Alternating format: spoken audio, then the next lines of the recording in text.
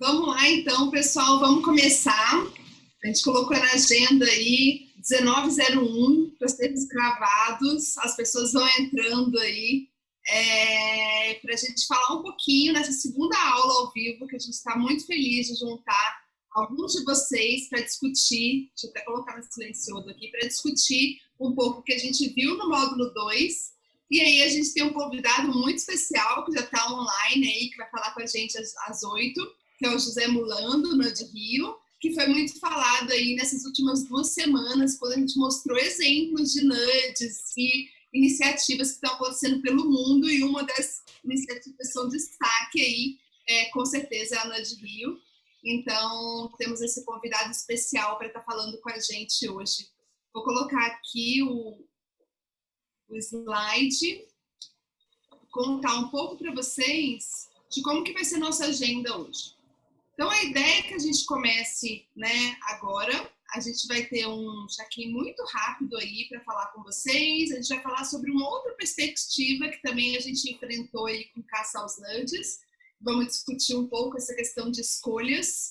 A gente vai ter um desafio, depois a revisão do módulo 2 de forma bem mais simples, porque a ideia é que vocês possam perguntar e vocês consigam aí tirar todas as dúvidas. Então, fiquem muito à vontade durante a aula de falar, de dar opiniões, contar até um pouquinho como foi aí o Caça aos NUDs, né? Que vocês foram atrás dos NUDs, das iniciativas. A gente achou muito legal ver o resultado no geral. E aí vamos ter nosso convidado muito especial aí para falar na aplicação, na prática dos NUDs e da ideia, do conceito de NUD no dia a dia. Então, apresentando de novo aí, né? Então, a equipe é uma equipe grande, ainda tem outras pessoas envolvidas. Então, a Paula, que vocês estão tendo mais contato, a Carla, a Isama, o Luiz, para a gente entregar aí para vocês a sala, quando tem os vídeos, tem a ajuda de todo o time IBL aí para estar tudo sob controle, e também acionem a gente no que vocês precisarem. Ontem foi disponibilizado lá os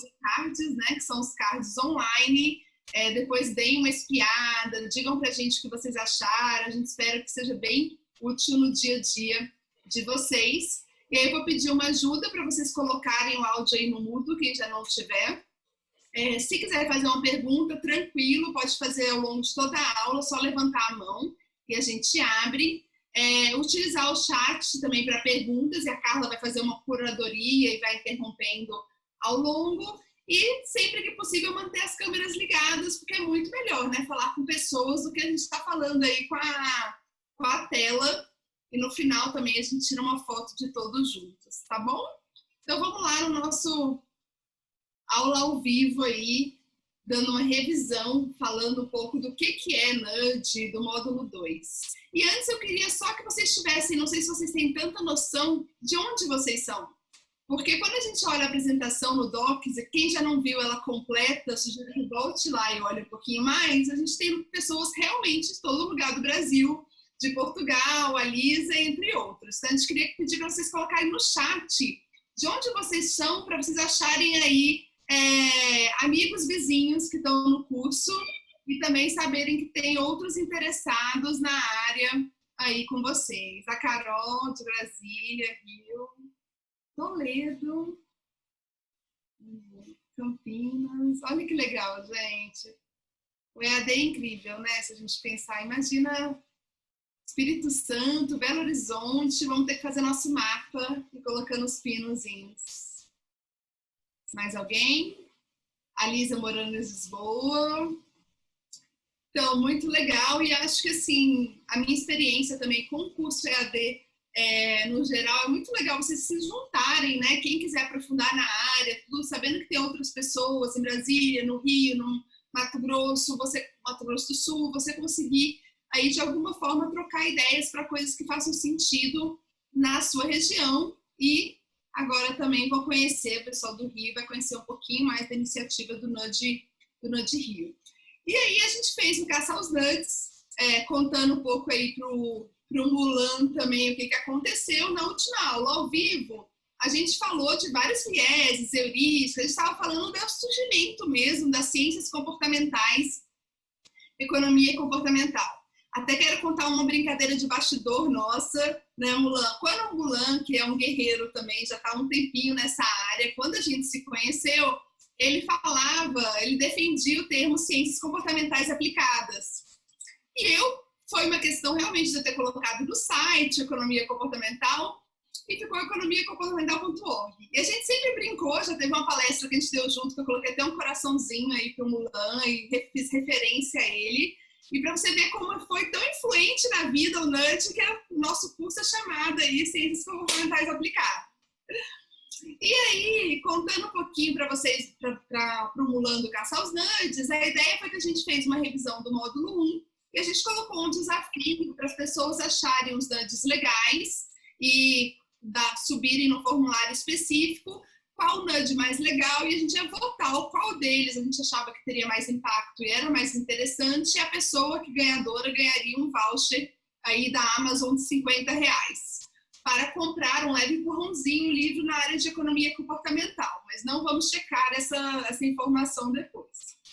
E no Caça aos Nudges, a gente teve aí 61 propostas aí, nudges que eles foram submetidos, de 19 alunos, alguns submeteram mais, né, 2, 3, 4, 5, a gente tentou aí contemplar todo mundo, e 24 pessoas votaram em qual nudge que era o mais legal. E é interessante porque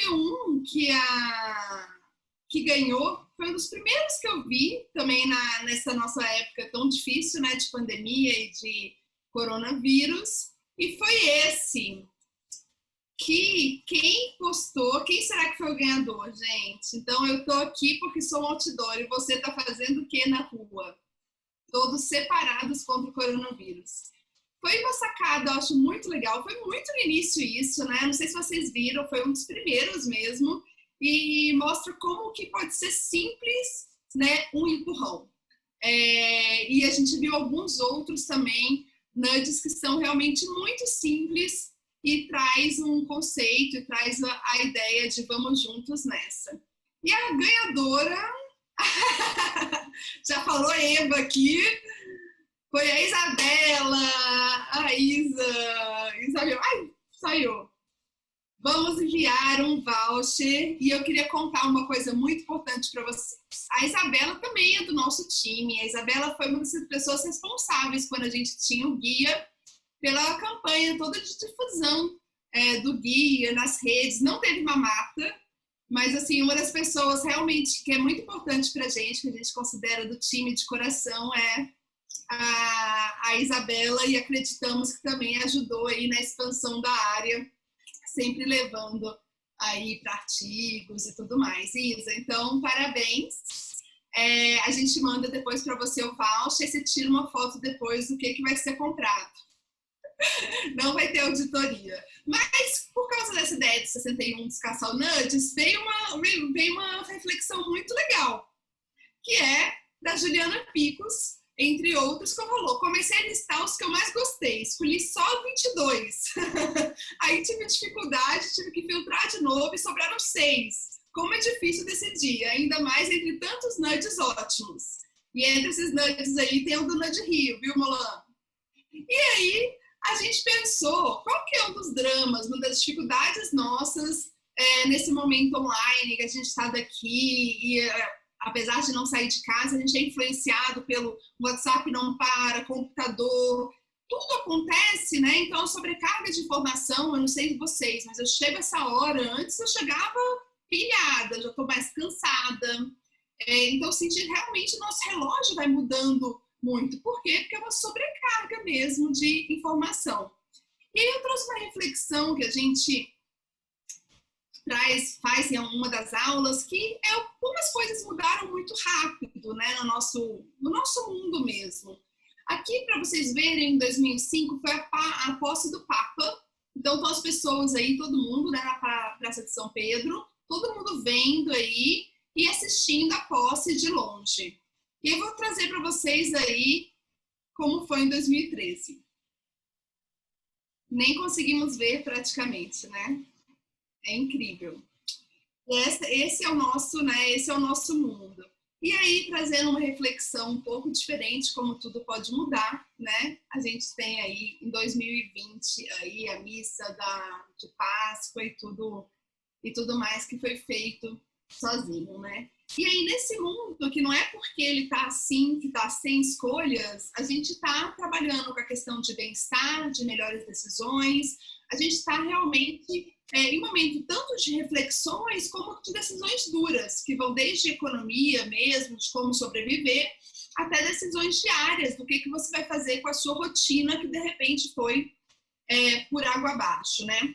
Eu vou falar um experimento clássico aí sobre escolhas e a gente vai refletir um pouco sobre se isso gera mais bem-estar ou menos bem-estar para a gente.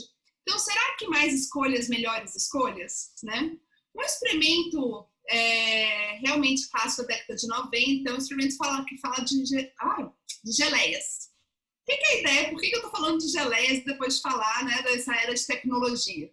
Eles testaram aí 2 grupos específicos entrando no supermercado, onde tinha, numa mesa, tinha um grupo, tinha 24 geleias e na outra 6 geleias. E eles estavam aí avaliando qual o percentual de pessoas que compraram e qual o percentual de pessoas que pararam para ver. Eles observaram que quando tinha 24 tipos, 60% das pessoas pararam, mas só 3% compraram. Só que, quando tinha 6 tipos, 40% pararam e 30% compraram. E o ponto aqui é a gente refletir por que será que eles pararam, né? Se você tinha todos os sabores deliciosos ali, você podia experimentar o que você quisesse, para levar o que você quisesse, por que as pessoas ficaram paralisadas, né? E isso acontece em várias decisões que vão desde previdência, seguros, várias decisões da nossa vida, que é a enormidade de escolha que a gente tem e a gente paralisa. Mais que isso, tem um dogma oficial aí que a gente tem muito ligado à nossa racionalidade, à ideia da economia tradicional também, que é se você quiser maximizar o bem-estar do cidadão, você aumenta a liberdade individual dele, né? E uma forma de você aumentar a liberdade é você dando várias escolhas. Então, fazendo algo segmentado para ele, você dando uma opção que a pessoa tome a escolha e não o governo, né? E não alguma coisa fora aquela pessoa. Existe uma ideia que a gente consegue, nessa economia capitalista e tudo mais, você consegue adequar o gosto de cada um dessa forma. E quando a gente começa a ver os experimentos e ver a realidade, a gente percebe que nem sempre.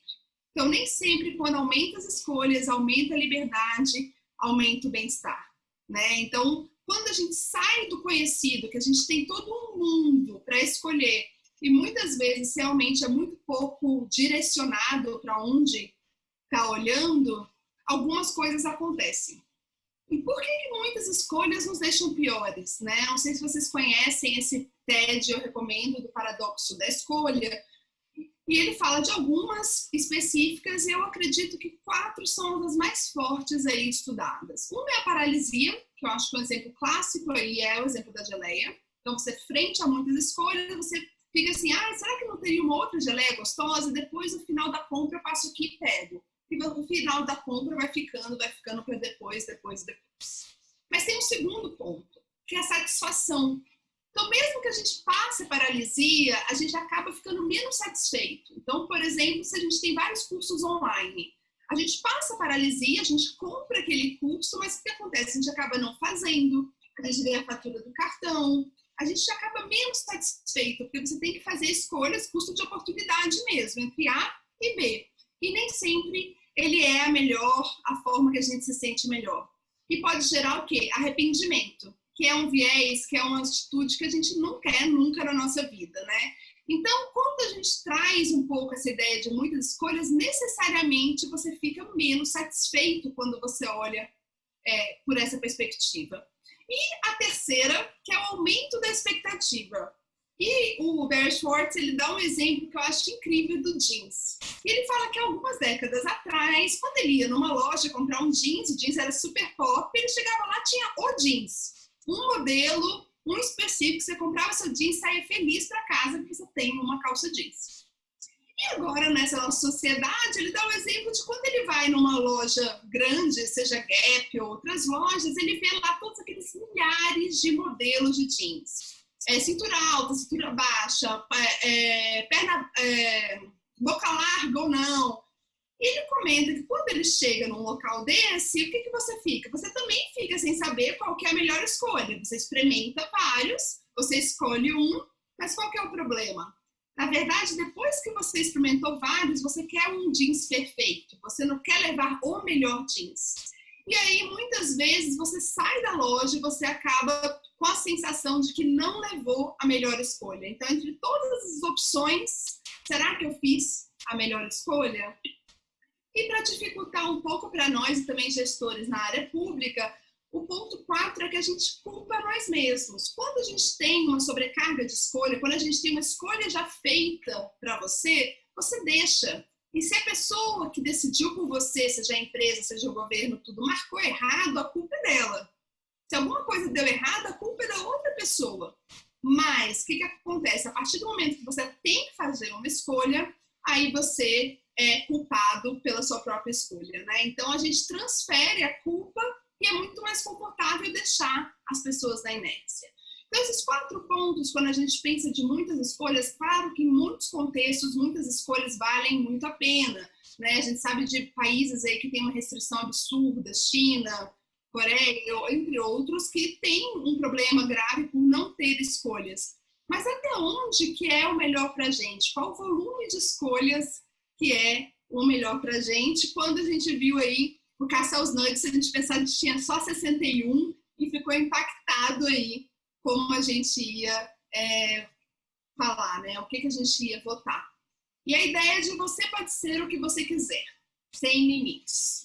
Isso aí atinge tanto uma pessoa que está entrando para a graduação, quanto todos nós profissionais hoje. Então, se você está numa profissão, você pode ser qualquer outra coisa. Você pode ligar seu computador, fazer aula, fazer vídeo, fazer a live. E aí, até onde que realmente isso te traz um bem-estar maior. E aí, como que a gente consegue estar contornando de alguma forma, mas também como gestores públicos, como que a gente consegue automatizar algumas escolhas que podem ser automatizadas, né? Entendendo de forma pragmática e como funciona o nosso cérebro, nossa mente, a gente conseguir automatizar, escolher escolhas padrões, que é a escolha já marcada, como a gente viu, de uma forma estratégica e inteligente. Gente, alguma dúvida até aqui? Podem me interrompendo. Essa aqui é muito mais uma reflexão nossa. Faz sentido para vocês? O que vocês acham? Esses pontos, a paralisia, vocês já sentiram isso? A paralisia, a satisfação, arrependimento, aumento da expectativa. Já sentiram na pele? Então, o que acontece, né? A gente sente, eu já senti muitas vezes na pele, eu tenho uma dificuldade de fazer escolhas, e as escolhas são das mais simples. Então, um exemplo é queijo. Quem já levou algum queijo que deu certo numa festa, é muito comum a pessoa levar sempre o mesmo queijo. Porque você até pergunta, pede uma dica e tudo, mas a partir do momento que você acerta um queijo específico, vira uma certa marca. No meu grupo de amigos é bem claro isso. Uma certa tipo de queijo que você prefere. Então, o que acontece aqui é que a gente está buscando esses atalhos ao longo de todo o tempo da nossa decisão. E o desafio que a gente tem agora é que a gente não tem um parâmetro tão grande para entender como que nossas decisões e nossa mente está funcionando num momento tão crítico como esse. Flávia? Oi. Eu achei que, né, quando eu escolhi, como a lista era muito longa, uma coisa que para mim influenciou foi a ordem, porque eu fui trocando, à medida que eu ia vendo, eu ia, né? Pessoal, eu escolhi primeiro, digamos, o 5, aí apareceu o 10 que eu gostei, eu troquei pelo 10, aí depois, enfim, isso também tem algum tipo de viés, também tem alguma... Não, é comprovado mesmo que a ordem em pesquisa e em questionário tudo altera completamente a preferência, né? Se a gente fosse pensar de uma forma racional, economia tradicional, não alteraria, mas uma ordem num formulário pode mudar completamente uma pesquisa de pesquisa eleitoral, por exemplo, e tudo. Então, na votação, temos um ponto para as próximas, que é fazer uma mudança da ordem para não ser enviesado. Mas a Isa, tô pensando que ela é a 12, né? Então é mais pro final. Então acho que não foi tão impactado nesse contexto aí. Mas estou com uma inveja, Carla, dessa paisagem aí de trás. Pena que você está no Rio e não consegue, né, nesse momento. Mas eu tenho ela de manhã, na verdade, né? Porque eu moro em frente à praia, então é parecido. Que delícia, gente. A gente vai fazer um desafio 1 aqui. A gente viu vários viés heurísticos. Uma coisa que eu comentei para vocês também é que é importante a gente entender, e tenho certeza que a Rafa, o Mulan vivenciam isso, que para construir um NAD você parte de algo, né? Você parte das ciências comportamentais, você parte de um viés, você tem um problema e, na verdade, você quer resolver aquele problema com insights comportamentais. E a gente trouxe uma brincadeira aqui para ver se vocês pegaram pelo menos o mínimo aí, que é tipo alguns nudes que não foram ainda, que não foram votados, mas qual viés que está sendo usado aí nesse nudge? Qual viés que vocês acham que está sendo usado nesse aí? Prova social, a Lisa falou. Efeito manada. Mais algum? Efeito manada, então. Afeto. Ali, o Cleide falou afeto.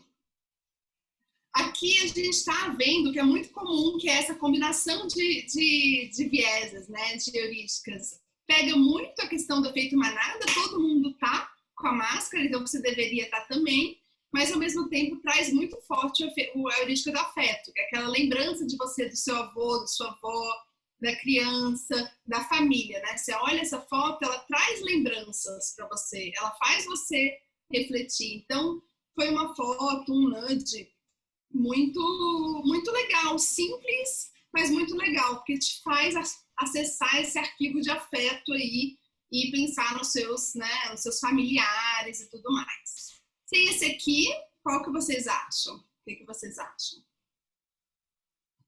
A Lisa falou, por isso que falou a versão à perda, por ser os mais idosos, né? Mas nesse caso, como os idosos estão saudáveis, assim, não está trazendo a perda em si, eu acho que seria mais a prova social heurística do afeto. E a Carol, qual que vocês acham, gente, seria esse aqui? A versão à perda.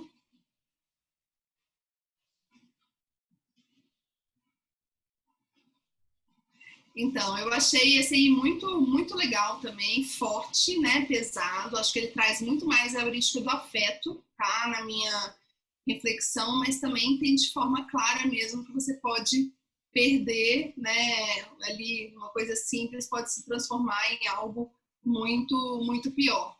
Mas esse também eu acredito que é muito, muito forte e interessante mesmo de ser usado.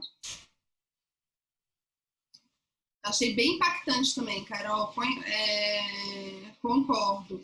E aí o Cledir falou viés do presente aqui, né? Que é a questão de presente e o futuro. E a gente como conseguir se ver lá na frente. E o vírus educado, adorei esse. Mulan Rafa tá online, não sei se ela tá online.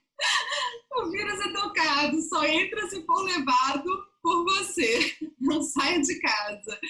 Eu não sei como é que foi criado. Depois o Mulan conta os bastidores aí pra gente da comunicação do Notio, mas ficou muito legal e, né, e a hashtag também, né? Pare o contágio, fique 6 passos distante. Então eles facilitaram aí, tendo 6 passos, claro, de forma direta aí. Então, o que viés também é esse, ele tem muito de prova social e de afeto de novo. E é muito comum, tá, gente? Os nudges, é muito comum usarem esses dois. Prova social é uma das pessoas mais utilizam e a gente vai falar um pouco disso daqui a pouco também. Mas muito legal porque ele traz, assim, a questão de norma social, nem a prova social aqui.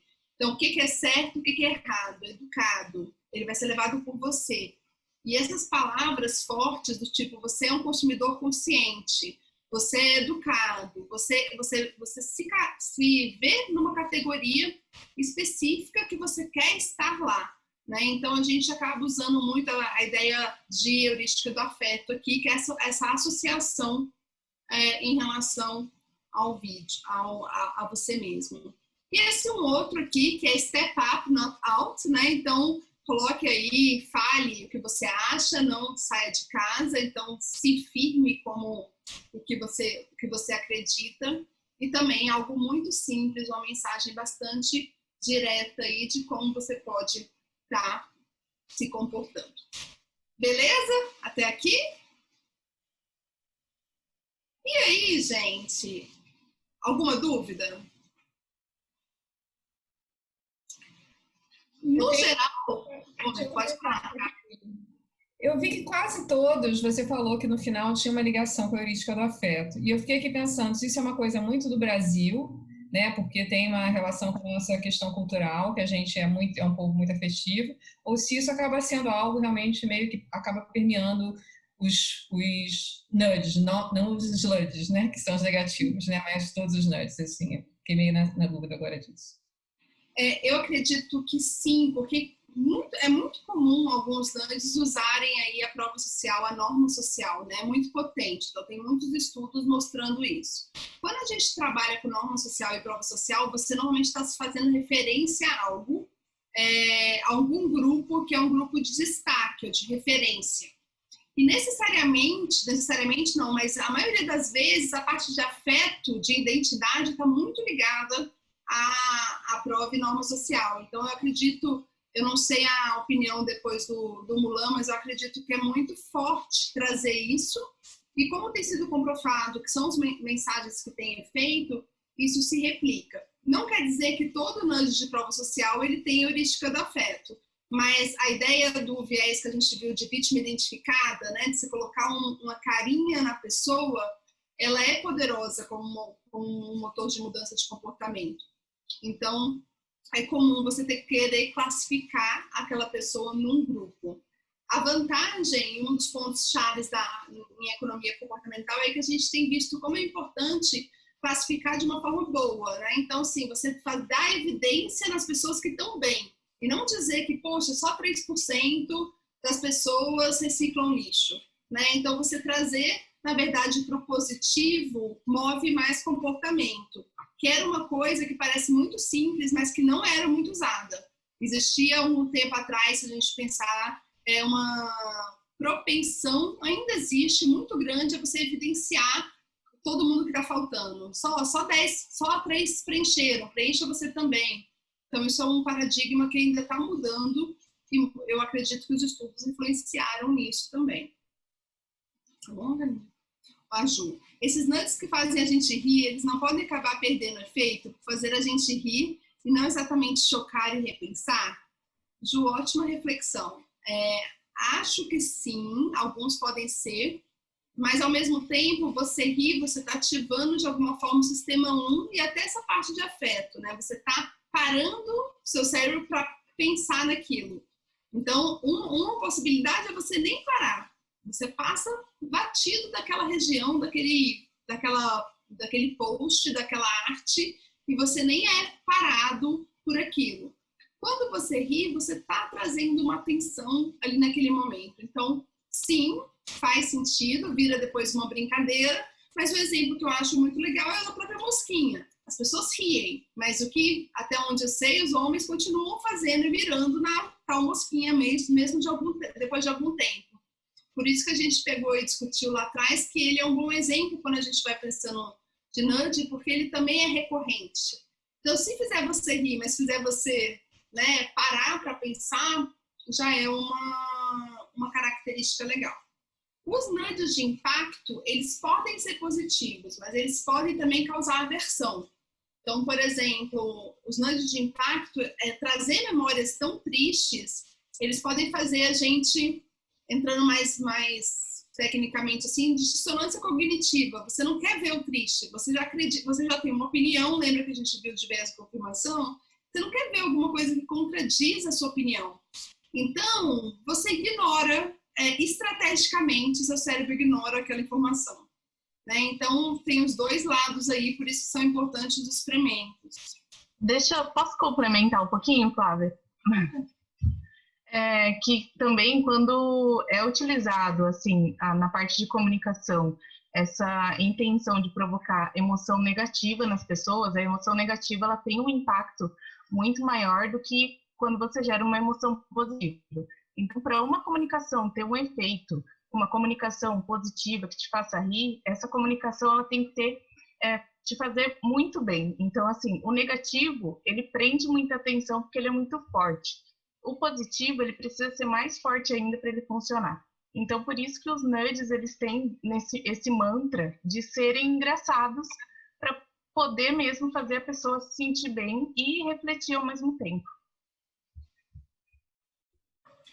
Então, ótimo, Carlinha. E aqui estava falando a questão do negativo, um ponto interessante é que não é tão usado. O que acontece? A parte positiva, falar uma marca que associa algo positivo, Coca-Cola, a alegria, família e tudo.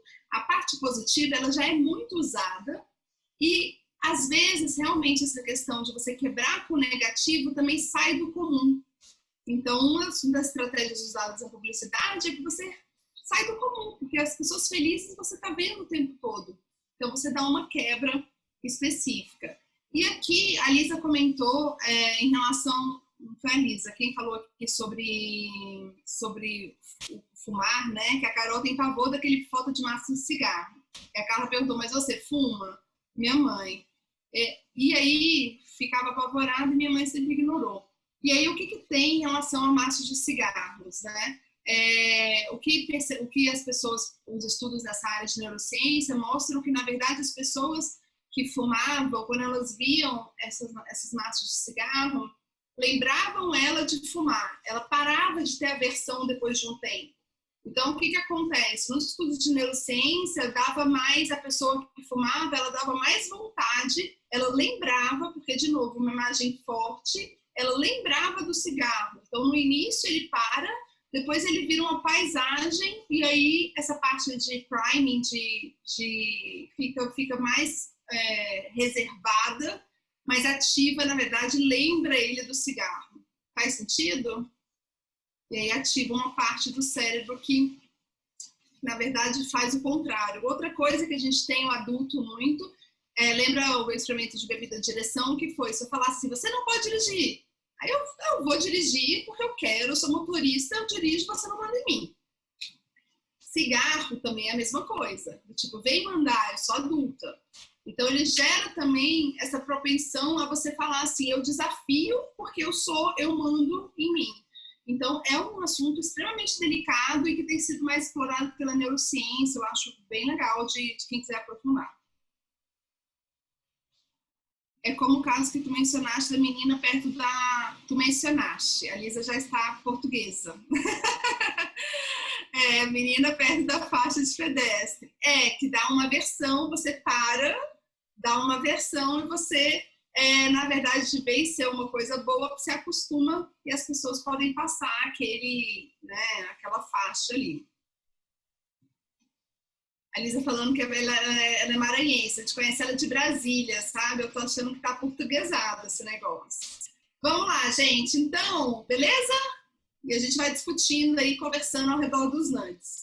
A gente vai falar agora... Oi? Só uma pergunta, aproveitando a pergunta da Ju, que ela tinha falado sobre os nudes mais divertidos. Nesse caso, na elaboração do nude, é importante, assim, ter a ciência da cultura, por exemplo, de um país para outro. Eu posso ter um problema em fazer um nude ou não, dependendo do país, um país mais cético, ou uma cidade mesmo. Eu teria um efeito não desejado? Sim, essa questão é muito forte, e muda mesmo, essa questão cultural, por exemplo, do simples e do divertido para um é diferente para o outro. Por exemplo, na Inglaterra, eu vou dizer para vocês, o ser muito engraçado, ele descaracterizava para alguns meios, entendeu? Do tipo, não é um nude sério, não é uma coisa legal. Então, assim, na verdade, ele ia contra a ideia de que era de promover aquele comportamento. Então, nem sempre, culturalmente, isso depende muito, ele tem que ser, a gente vai falar um pouco diferente agora, divertido. Mas é importante a gente ter na mente que ele tem que instalar algo que te lembre e que, né, te vincule a algo.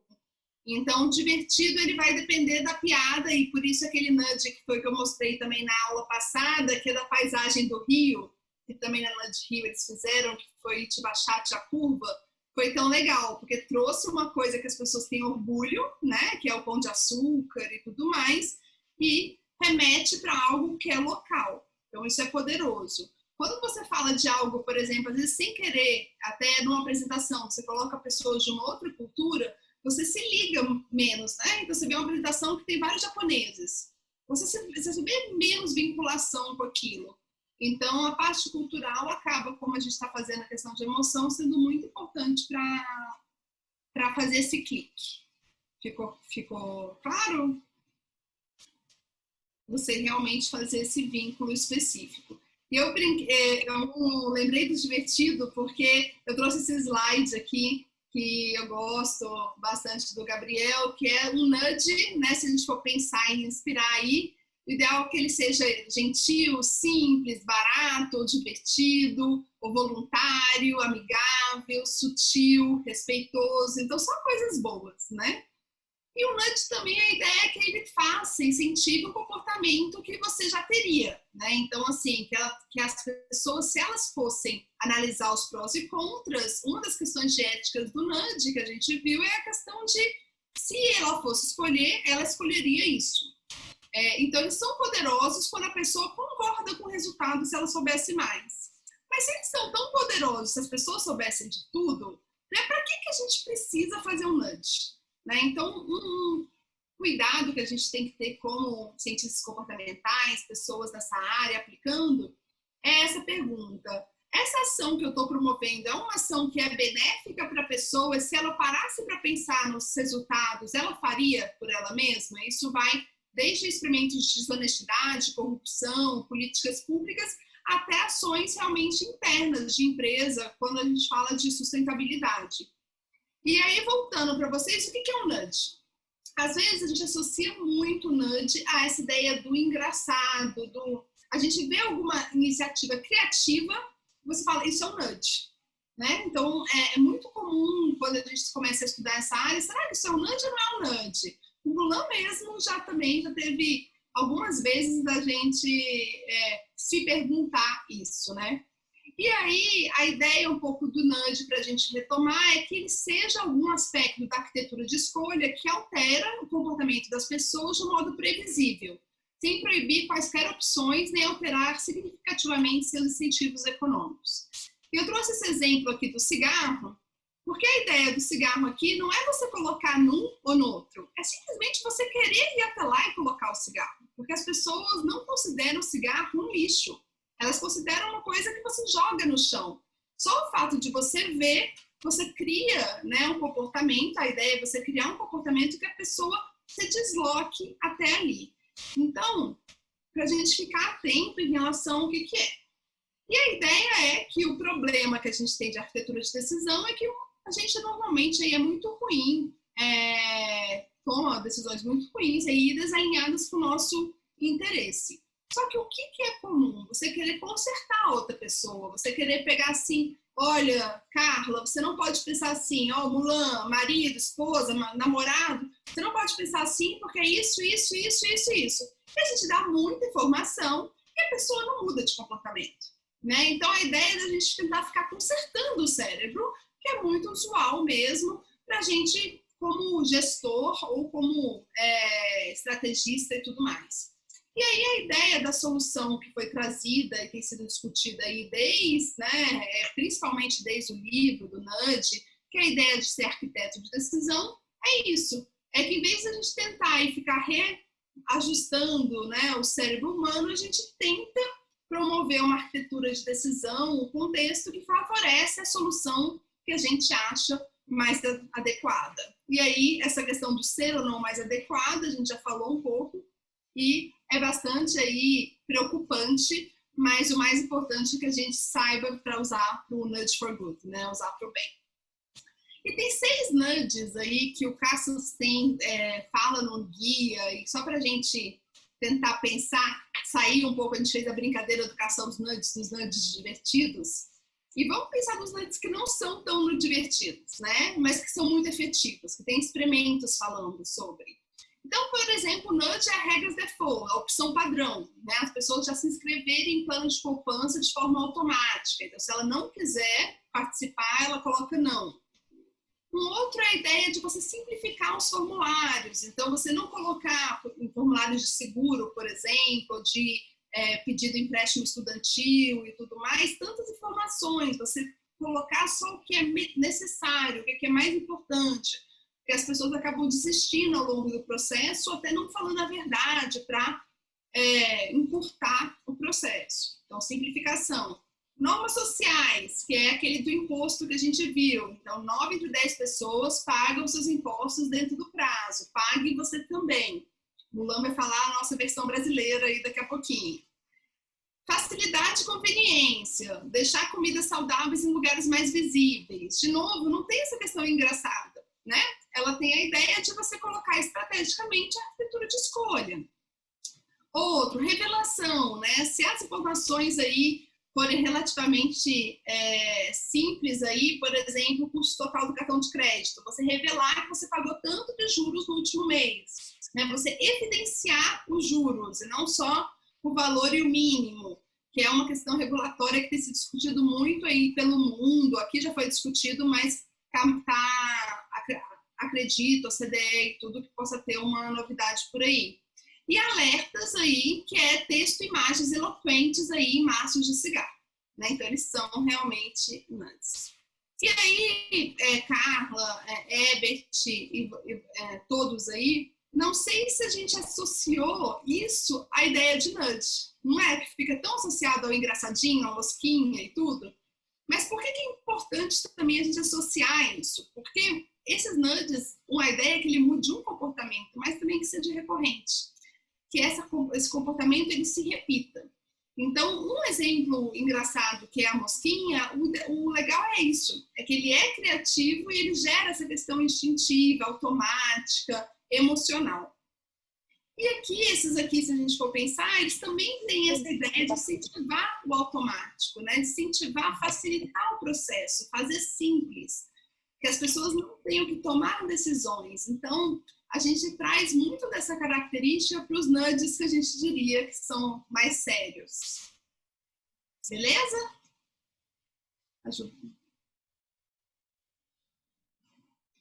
A Ju, por isso mandei o nudge do Kiwi, não sei se vocês viram, e a campanha da Nova Zelândia.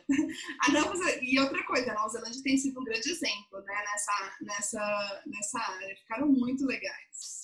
E aí eu quis trazer também não sei se vocês viram a última aula, que é esse nudge do Texas, que não é um nudge. Tipo, naquela época, ali em 2000, que foi quando eu primeiro vi essa questão, porque eu estava no Texas fazendo intercâmbio, em 99, não se falava em nudge. Não se falava na palavra, não se falava no conceito. Mas para mim ficou muito marcado, até hoje, né, alguns 20 anos depois, essa ação que é Don't Mess with Texas, não mexa com Texas.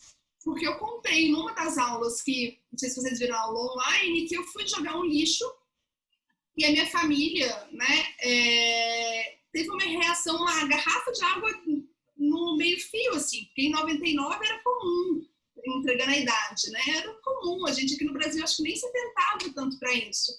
E foi muito marcante para mim essa questão assim, cara, você tá indo contra o Texas, o nosso Texas, né? E aí eles realmente viram, quando eles fizeram essa campanha, que reduziu o percentual, chegou até 72% o lixo no Texas. Isso é, assim, absurdamente né, forte.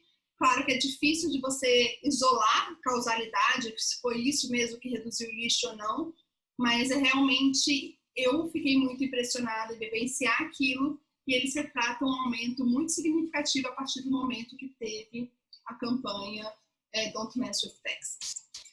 E aí uma reflexão de todos que mexem com o nudge é se o nudge são para bem ou para mal. Então, se ele levanta algo instintivo, automático, emocional na pessoa, ele pode estar também vocês viram na aula, tanto numa coisa boa, quanto ali numa coisa já marcada, num seguro, numa passagem, numa coisa já marcada intencionalmente, ou, por exemplo, um nudge que eu não diria que fosse para mal, mas que usa muitos vieses, a ideia dos, que vocês vão ver na próxima aula, na próxima semana, que é a ideia das normas sociais, de você, o Booking, colocar muito aí sobre quantas pessoas estão olhando a página agora, está acabando.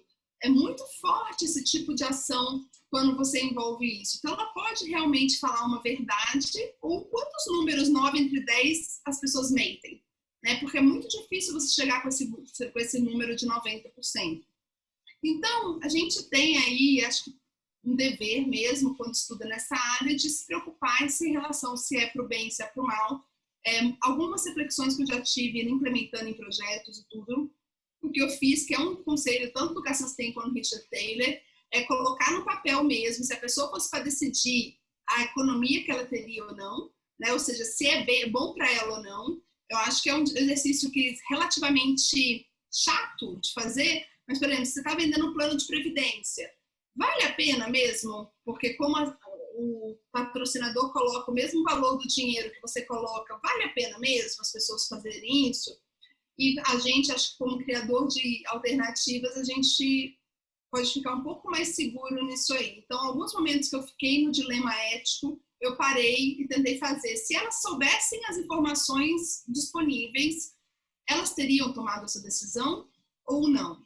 E aí é uma decisão muito forte, não, né? Se aceita ou não aceita. Então, a ideia é que o nudge ele deve ser transparente, nunca enganoso, ele deve ser facilmente evitado, então não tem que ter um super caminho difícil para você sair daquela situação já escolhida. E deve ser encorajado aí fortemente encorajado pela questão que ele quer aí melhorar o comportamento das pessoas com esse empurrãozinho. E no capítulo 5, e muita pouca gente fala disso, no capítulo 5 do livro do Nudge, ele traz aí seis princípios básicos aí da arquitetura de escolha. Então, quando vocês também estiverem, né, em busca de um nudge, e seja para qualquer órgão específico, a ideia é de como você pode promover incentivos, tanto positivos quanto negativos. Então, como é que você pode deixar saliente a questão negativa que vai gerar aquela determinada ação ou a questão positiva? Então, a primeira coisa que você tem que ver é os incentivos. Vou dar um exemplo, por exemplo, plano de saúde. Numa cadeia, por exemplo, você é o paciente, você tem um plano de saúde, você vai no hospital, o hospital atende você, que contrata outra pessoa, e contrata outra pessoa, e contrata outra pessoa. Nessa jornada, se você pegar e fazer uma ação para o cidadão no plano de saúde, talvez ele não tenha os incentivos necessários no plano de saúde, aquele próprio plano, para mudar aquele comportamento. Ou seja, não vai mudar o uso dele, não vai mudar uma nota dele, não vai mudar nada específico dele. Quando a gente fala do SUS, também é a mesma coisa. Será que aquela pessoa vai ser impactada negativamente se ela tiver uma ação negativa? Então, a gente precisa olhar primeiro os incentivos das pessoas envolvidas. Isso na área de políticas públicas dá insights importantes e é fundamental, né? Então, mapeou os incentivos. Depois, fazer aí a rota do benefício desde a opção até o benefício. Então, se eu escolho A, eu vou receber A. Então, até quando, a partir do momento que eu escolho, eu recebo aquela determinada ação, aquele benefício daquela escolha, né? A opção padrão, que é a gente selecionar de forma estratégica aí a opção padrão. Dar feedback. Então, uma das coisas mais fortes dos lembretes também é dar esse feedback o mais rápido possível, se você está desviando de uma ação que seria o melhor para você. A gente esperar o erro, né? Então, errar é humano, a gente esperar o erro aí, tá? Sempre entendendo, tentando olhar esses desvios, esses erros sistemáticos para agir nele. E uma outra coisa, uma última coisa que a gente não chegou a ver ainda esse tópico, que é quando você tem um problema muito complexo, você dividir, estruturar em pequenas decisões. Então, você fazer meio um passo a passo de cada decisão e qual que é o impacto que cada decisão tem no todo, né? Simplificar esse processo em decisões complexas. E aí, trazendo beleza, gente, até aqui? Ok? Dúvidas? Quem aqui já leu o nudge? Alguém conseguiu ler? O Cledir já leu, a Lisa, Carol. Tá vendo? É muito legal, ele é leve, né? Ele traz exemplos, é bem legal. E a gente, por muito tempo, não tinha versão em português, né? Então, que legal, muita gente. Flávia, oi. Assim, você diria que hoje, né, com a experiência que você já tem, com a vivência que você já tem, você teria, assim, como dimensionar um tempo médio de criação de um nudge, né? Quer dizer, quando você é contratada, você consegue estipular realmente quanto tempo você vai levar para criar, sei lá, como é que funciona isso? Porque ainda parece muita inspiração, entendeu? Então, não é muito tempo. A gente, nos workshops, por exemplo, tipo, num workshop de 12 horas, sabe, 1 hora e meia, no final, já chega iniciativas que podem ser considerado 1 hora e meia, não, 1 dia e meio, né? Nudges, assim. São bem legais, assim. A ideia que eu acho que é mais importante é quando você está vendo o problema, mapeou a árvore, a jornada, a árvore de decisão, e aí você tem a ideia de qual viés você vai usar ali. A partir do momento que você tem essa ideia de falar assim, cara, o que está envolvendo aqui as pessoas é que as pessoas não veem isso como certo, não é a norma social do local. Em diferentes experimentos. Aí é muito mais fácil você, a partir dali, ver as opções disponíveis que você tem na sua mente. E quando você tem um grupo, vamos lá, 6 pessoas, 5 pessoas reunidas com esse foco, a minha experiência tem sido que é relativamente simples, assim. Simples, quanto mais tiver pessoas também que conhecem o problema a fundo, mais rápido é a criação. Então, é uma coisa que eu imagino, né, uma tarde, uma manhã, uma tarde, um processo de design mesmo. Se você tiver pessoas que sabem do problema, para ter a sacada, para saber o que vai impactar mesmo na ponta, é impressionante as coisas que saem. Mas tem que... só aquele cuidado do nudge for good, né? Tem algumas situações já aconteceram nossas que a gente também vai dando um empurrãozinho para o bem, né? Então, a empresa também pode ter algumas ideias que saem rápido, mas que não são o melhor para o consumidor. E aí a gente também faz nosso papel de também ir ajustando ali para que tenha um ganha-ganha, tá? Mas a ideia em si é relativamente, acho que é isso, assim, se você é inspirado pelos exemplos e tudo mais, e alguém sabe do problema, e aí você que da CGU ou Carla, eu já vi alguns casos que é sobre ética e compliance, desonestidade, que as pessoas conseguem criar nudges muito legais, entendeu? Mas, assim, o problema é testar. O problema não é o nudge, porque assim, o nudge pode ser interessantíssimo, mas se você não tem uma cultura de experimentação para testar se deu certo ou não deu certo, ele no órgão, ele passa a ser só uma ideia criativa. Então, eu acho que mais na criação e mais na testagem. Ontem até estava conversando com o Daniel Espíndola, né, que você conhece, sobre qual seria o maior problema, né, dentro da esfera pública, se é o custo da testagem ou se é realmente, sei lá, o tempo da testagem, se é, o que é o maior impacto. Então, não sei se em algum momento você vai falar um pouco sobre isso, mas eu tenho pensado muito, né, assim, quantas rodadas você precisa realmente, né, realizar, e isso de alguma forma tem um custo associado, né? E também dentro do governo tem a questão política, mas enfim, não precisa responder agora, mas é uma coisa que eu tenho refletido muito, qual é realmente esse projeto total, né? Então... o Mulan, ele vai falar um pouco disso, e eu acho que a gente pensa bem parecido. Eu estava numa discussão, inclusive no CGU, uma palestra que teve grande, e aí às vezes a gente acha que um experimento ele tem que levar 12 meses, assim, um experimento de pesquisador, entendeu? Assim, você vai, pega o funding, usa e tudo, e ele fica grande e é muito legal, só que eu acho que a gente compartilha muito da mesma opinião em relação ao Mulan, quantas coisas ele fez com o que ele tinha disponível ali, testou, mostrou o resultado e bola para frente. Então, assim, eu já vi intervenções muito legais serem criadas em um mês. E ele vai contar algumas ali que eu imagino que sim. Nunca perguntei para ele quanto tempo foi criado. Mas, assim, eu imagino, conhecendo a Rafa também, o time, tudo, que foi questão de dias aí, algumas intervenções. É muito difícil fazer o experimento, né? O experimento é um pouco mais difícil, mas também a gente não pode impedir de fazer, porque vamos pensar que o nudge pode ser uma mensagem de SMS enviada. Uma empresa privada consegue fazer isso em uma semana. Testa lá várias mensagens, 20 mensagens, disparou e ponto. Se a gente vai para o serviço público achando que é um projeto de longo prazo, e aí o Mulan pode falar um pouquinho mais, a gente está realmente ferrado, porque muda o governo, muda tudo, e você não mostrou nenhum resultado, e aquele projeto fica debaixo.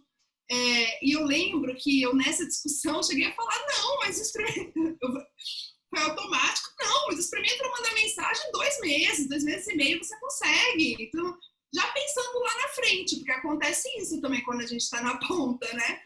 E não, era um projeto de 18 meses. Mas o Mulan vai contar um pouco na pele isso aí, o que ele vive. Eu acho que dá para testar de forma simples, mas eu acho que é uma ideia jogada fora, e também ele sabe que eu penso assim, às vezes quando você tem uma ideia muito fera e você não testa, porque as pessoas desconfiam, elas desafiam a ideia do nudge, da ideia criativa. Então é como se você não fosse um passo a mais, porque fica sempre nesse processo. A construção do nudge também é só importante, cara, assim, não é simples. Eu tô falando um dia e meio, tudo, é porque tem todo um passo a passo. E esse passo a passo a gente vai ver de uma forma um pouco mais geral, mas depois, se você fizer o workshop também, você vai ver mais específica, desde identificar as barreiras, quem é o público, quais as barreiras, quais os vieses, qual a solução. Eu tô falando que é um dia e meio, assim, que eu tenho visto na nossa, da forma que a gente faz. Pode ser que é diferente em outros locais, tá? E mais importante, por exemplo, a primeira etapa toda da construção do nudge, ela nem envolve vieses, nudge, economia comportamental. Ela envolve diagnóstico. Então, pode acontecer também realmente. Então, não é o tempo, né? Depende da metodologia, de como as pessoas trabalham e tudo mais. Eu fico só encantada que a gente é tão criativo, o brasileiro é tão inovador e criativo que pode surgir, assim, sabe, em um dia e meio tem uma ideia fantástica. Eu acho isso, assim, particularmente, foi uma coisa que me comprou muita área e eu não estava, né, assim, não era tão especificamente da área, foi essa questão de, cara, as pessoas fazem associações quando você vê tem um produto em muito pouco tempo. Então, eu realmente sou suspeita. E aí, a gente só trouxe aqui para exemplificar para a gente como, por exemplo, a norma social pode ser usada de forma criativa, né? Que é essa questão aí, essa questão do exemplo da Opower, por exemplo, de testar o vizinho mais eficiente usou menos energia que você. Então, essa sacada aqui, esse exemplo que eu estou mostrando para vocês, a principal sacada deles, eu não sei se é clara para vocês. A principal sacada foi eles selecionarem os vizinhos eficientes. Porque aí, o que acontece? Quando você tem uma base de dados, a inteligência artificial, toda parte de data science, você acaba não tendo muito controle do dado que vai para a ponta, de várias, por exemplo, pontas de luz. Quando eles pegam 20% dos vizinhos mais eficientes e fazem essa média, você consegue, com uma certeza muito grande, falar que normalmente a maioria das pessoas está consumindo a mais do que os vizinhos eficientes. Então, você vai promover o melhor comportamento. Porque se você manda isso aqui automático, não tem como olhar todos, e você fala, na verdade, que você está consumindo menos do que a média, você pode fazer um comportamento contrário. Então, quando a gente fala de prova social, um dos grandes desafios, às vezes, é achar esse número. É achar como você vai dizer que todo mundo está fazendo sem mentir, né? Sem ter alguma coisa específica. E aí, A questão da previdência, por exemplo, que é a questão de você definir qual que é a opção padrão, também tem sido muito utilizada. Isso vai desde a área privada, e Google, e Airbnb, e todos os grandes aí, como a área pública. Então, a gente não ignorar aí. Então, quando a gente vê os nossos processos, seja num órgão público e tudo, cara, tem tanta coisa que já é marcada desde, sei lá, 40 anos atrás. É assim, todo mundo vai tocando, sempre foi assim. E vai indo, então, nível de eficiência governamental e tudo mais pode ser bem impactado quando você gera esse resultado.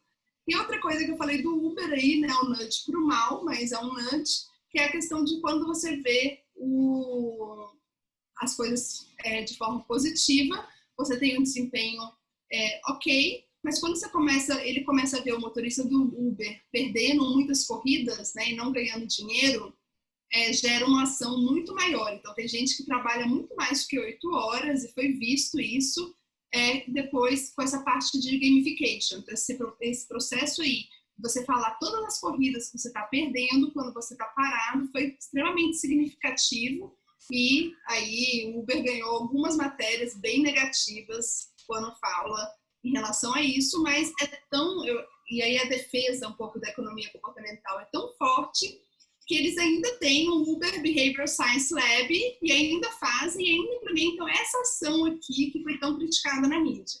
Então, realmente, é bem importante o poder, né, que ela tem gerado na discussão. Gente, alguma pergunta? Eu estourei meu tempo, mas isso é. Alguma pergunta dos nudges e tudo mais? Vou falar uma coisa, a gente teve aí, né, o módulo 2, teve semana 3, semana 4. Quem tiver aí não viu as aulas todas, né, que a gente quebrou algumas partes, tudo, uma sugestão também que eu dou é ver as aulas com calma e anotando as ideias que você vai tendo, porque vai acumulando conhecimento. Então, uma coisa que você vai ter numa ideia muito simples, ela pode se tornar mais complexa se você conseguir captar essa ideia. E é muito o que a gente faz com os cards que agora vocês têm. Que a ideia é que você tenha um exemplo prático na cabeça para você trazer essa ideia na hora de criar e isso ajudar você a lembrar heurística, né? Heurística da disponibilidade, para que você consiga criar. Agora, é importante mesmo eu queria reforçar isso, que eu falei muito da criação muito rápida, né, Carla? Fiquei preocupada com isso, que é a questão que depende do formato que a gente faz e principalmente a questão de experimentação, né? Então, só reforçando que a gente tem que tomar um cuidado que um projeto de Behavioral Science, se for pensado na Heineken, é até pouco, porque a gente tem mais experiência de campo, mas, sei lá, foi 2, 3 meses.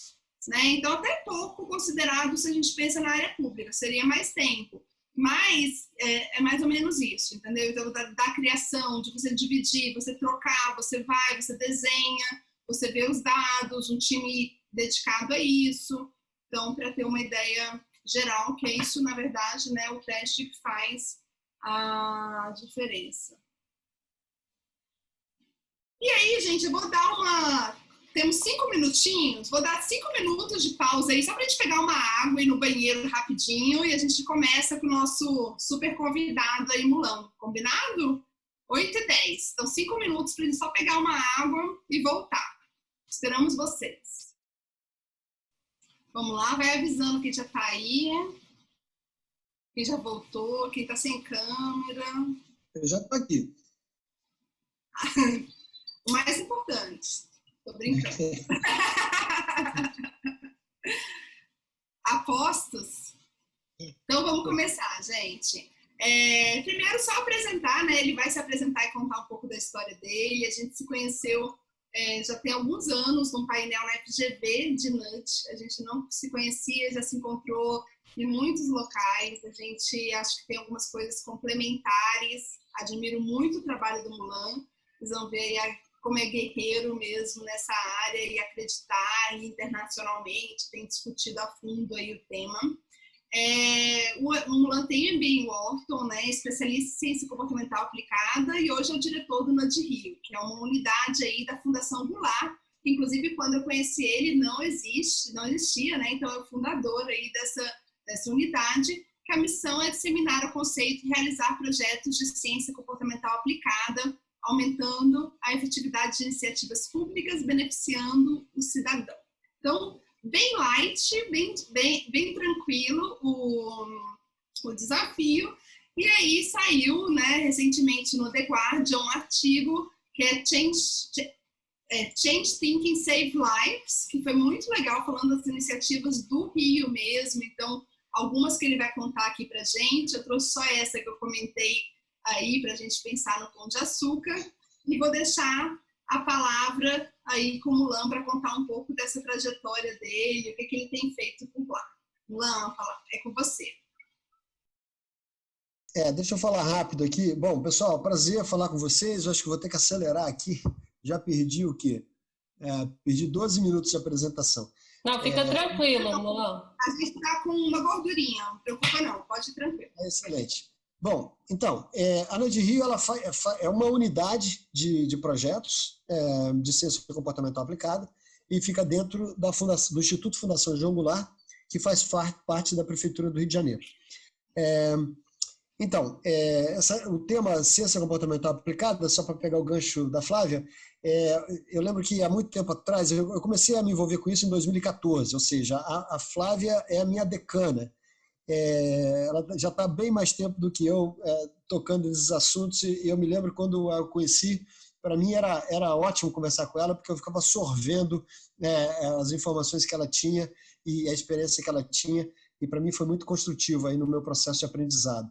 Mas tudo começou em 2014, quando eu participei de uma conferência na Universidade de Harvard sobre o tema. Eu, na verdade, tinha ido para a Fundação, eu era presidente da Fundação João Goulart, e tinha ido a Nova York para fazer o fechamento de um curso, que a gente deu para uns servidores, um grupo de 35 servidores da Prefeitura do Rio de Janeiro, ou seja, uma época de vacas gordas, a gente tinha acesso a recursos do BID para fazer capacitações de altíssimo nível, e esse curso, não consigo nem imaginar como é que a gente faria, que situação a gente teve naquele passado para ter disponível recursos para fazer um curso tão sofisticado. O fato é que me informaram que havia um curso, uma palestra, uma conferência sobre o tema de ciência comportamental, de Behavioral Insights, que eles chamam, lá no grupo de Harvard, e eu consegui, então, ficar mais uns dias para assistir, e foi quando fui mordido por isso. E aí, desde então, participei de inúmeros. Voltei lá à Universidade de Harvard mais 3 vezes, a Londres 2 vezes, Nova York, Toronto, enfim. Participei de muitas conferências e eventos relacionados ao tema. Eu lembro que lá no começo tinha um grupo de umas pessoas como o David Halpern, que fala Behavior Insights, tinha o Richard Thaler, que fala economia comportamental, enfim, tinha gente que falava também mencionava arquitetura de escolhas, e para mim estava meio confuso. E eu dei sorte de pegar um grupo pequeno de pessoas tomando um café, que cada um falava uma coisa diferente. Eu falei, pessoal, olha, estou chegando agora, são muitos termos diferentes, eu sei que não é a mesma coisa, mas não daria para ter um tema que fosse meio que a interseção? E, claro, não fui eu que cunhei o tema, já devia ter ouvido em algum lugar, e eu comentei o que vocês acham de Applied Behavioral Science. Todo mundo concordou, todo mundo continuou usando o seu próprio tema, mas todo mundo concordou. Então, desde então, eu tenho defendido o termo ciência comportamental aplicada. E, tão logo eu vou... Bom, aí vamos, próxima página. Como explicar isso, né? O sujeito está indo lá fazer uma atividade física, lá na academia, e, no entanto, está ali pegando uma escada rolante, não está pegando a escada normal, né? Isso é meio estranho, pode passar. Isso se explica porque 95% das nossas decisões são tomadas de modo automático, né? Lá o sistema 1, enfim, modo automático. Tá? Isso foi desenvolvido ao longo da evolução. A gente faz isso por quê? Porque a gente, muitas vezes, não tem tempo para analisar todos os dados, ou não tem acesso a todos os dados, não tem a capacidade cognitiva para analisar, e não tem o tempo para fazê-lo. Então, você imagina, você está no meio da floresta, colhendo umas frutas, de repente você vê assim, entre as plantas, uma coisa rajada. Primeira reação que você tem é, rajado, tem um jato de adrenalina, porque pode ser um tigre, pode ser um animal, um predador. de fato, muitas vezes você vai ter esse jato de adrenalina, aquele rajado não era nada, mas é melhor você ter um falso positivo do que um falso negativo, né? Ou vice-versa. Ou seja, se aparecer um tigre, é melhor você ter muitos jatos de adrenalina, mas sempre reagir para, no caso de aparecer um tigre mesmo, você conseguir fugir. Então, a maioria das nossas decisões, esse número foi o último estudo que eu vi de cientistas cognitivos, que a maioria das nossas decisões são tomadas de modo automático. Pode passar. Bom, tá, então, baseado nisso, nesse fato, já houve 2 prêmios Nobel, né? Um para o Daniel Kahneman e outro para o Richard Thaler, em datas diferentes. Eles também acabaram escrevendo best-sellers, e porque eles, identificando isso, o primeiro grande pioneiro, o Daniel Kahneman, que é um psicólogo, foi um grande escândalo no mundo da economia, que não leva muito a sério os psicólogos, que ele tenha ganho um prêmio de economia, um prêmio Nobel de economia, porque ele conseguiu comprovar que o que desviava, o que o pessoal chamava de anomalia, que era um comportamento que não era totalmente maximizando a função utilidade, acontecia em larga escala. E depois, para a utilização isso, enfim, para meio que popularização do tema, inclusive cunhando o termo nudge, veio Richard Thaler e pela contribuição ao movimento do mundo, ele acabou ganhando um prêmio Nobel. Pode passar.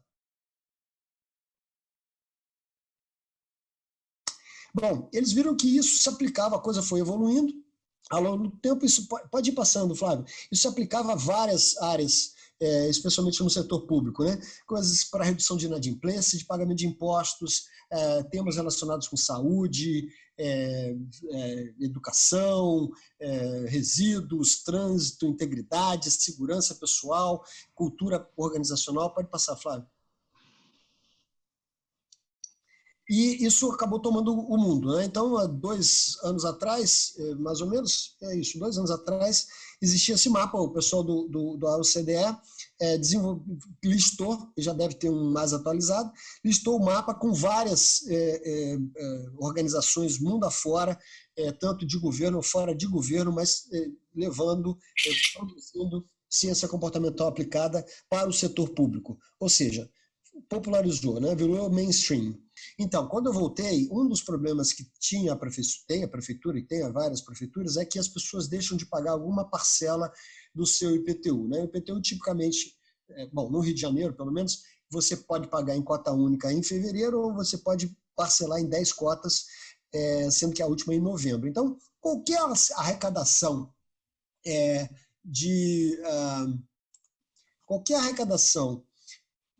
de IPTU em dezembro, ela é a arrecadação de cota que foi atrasada, né?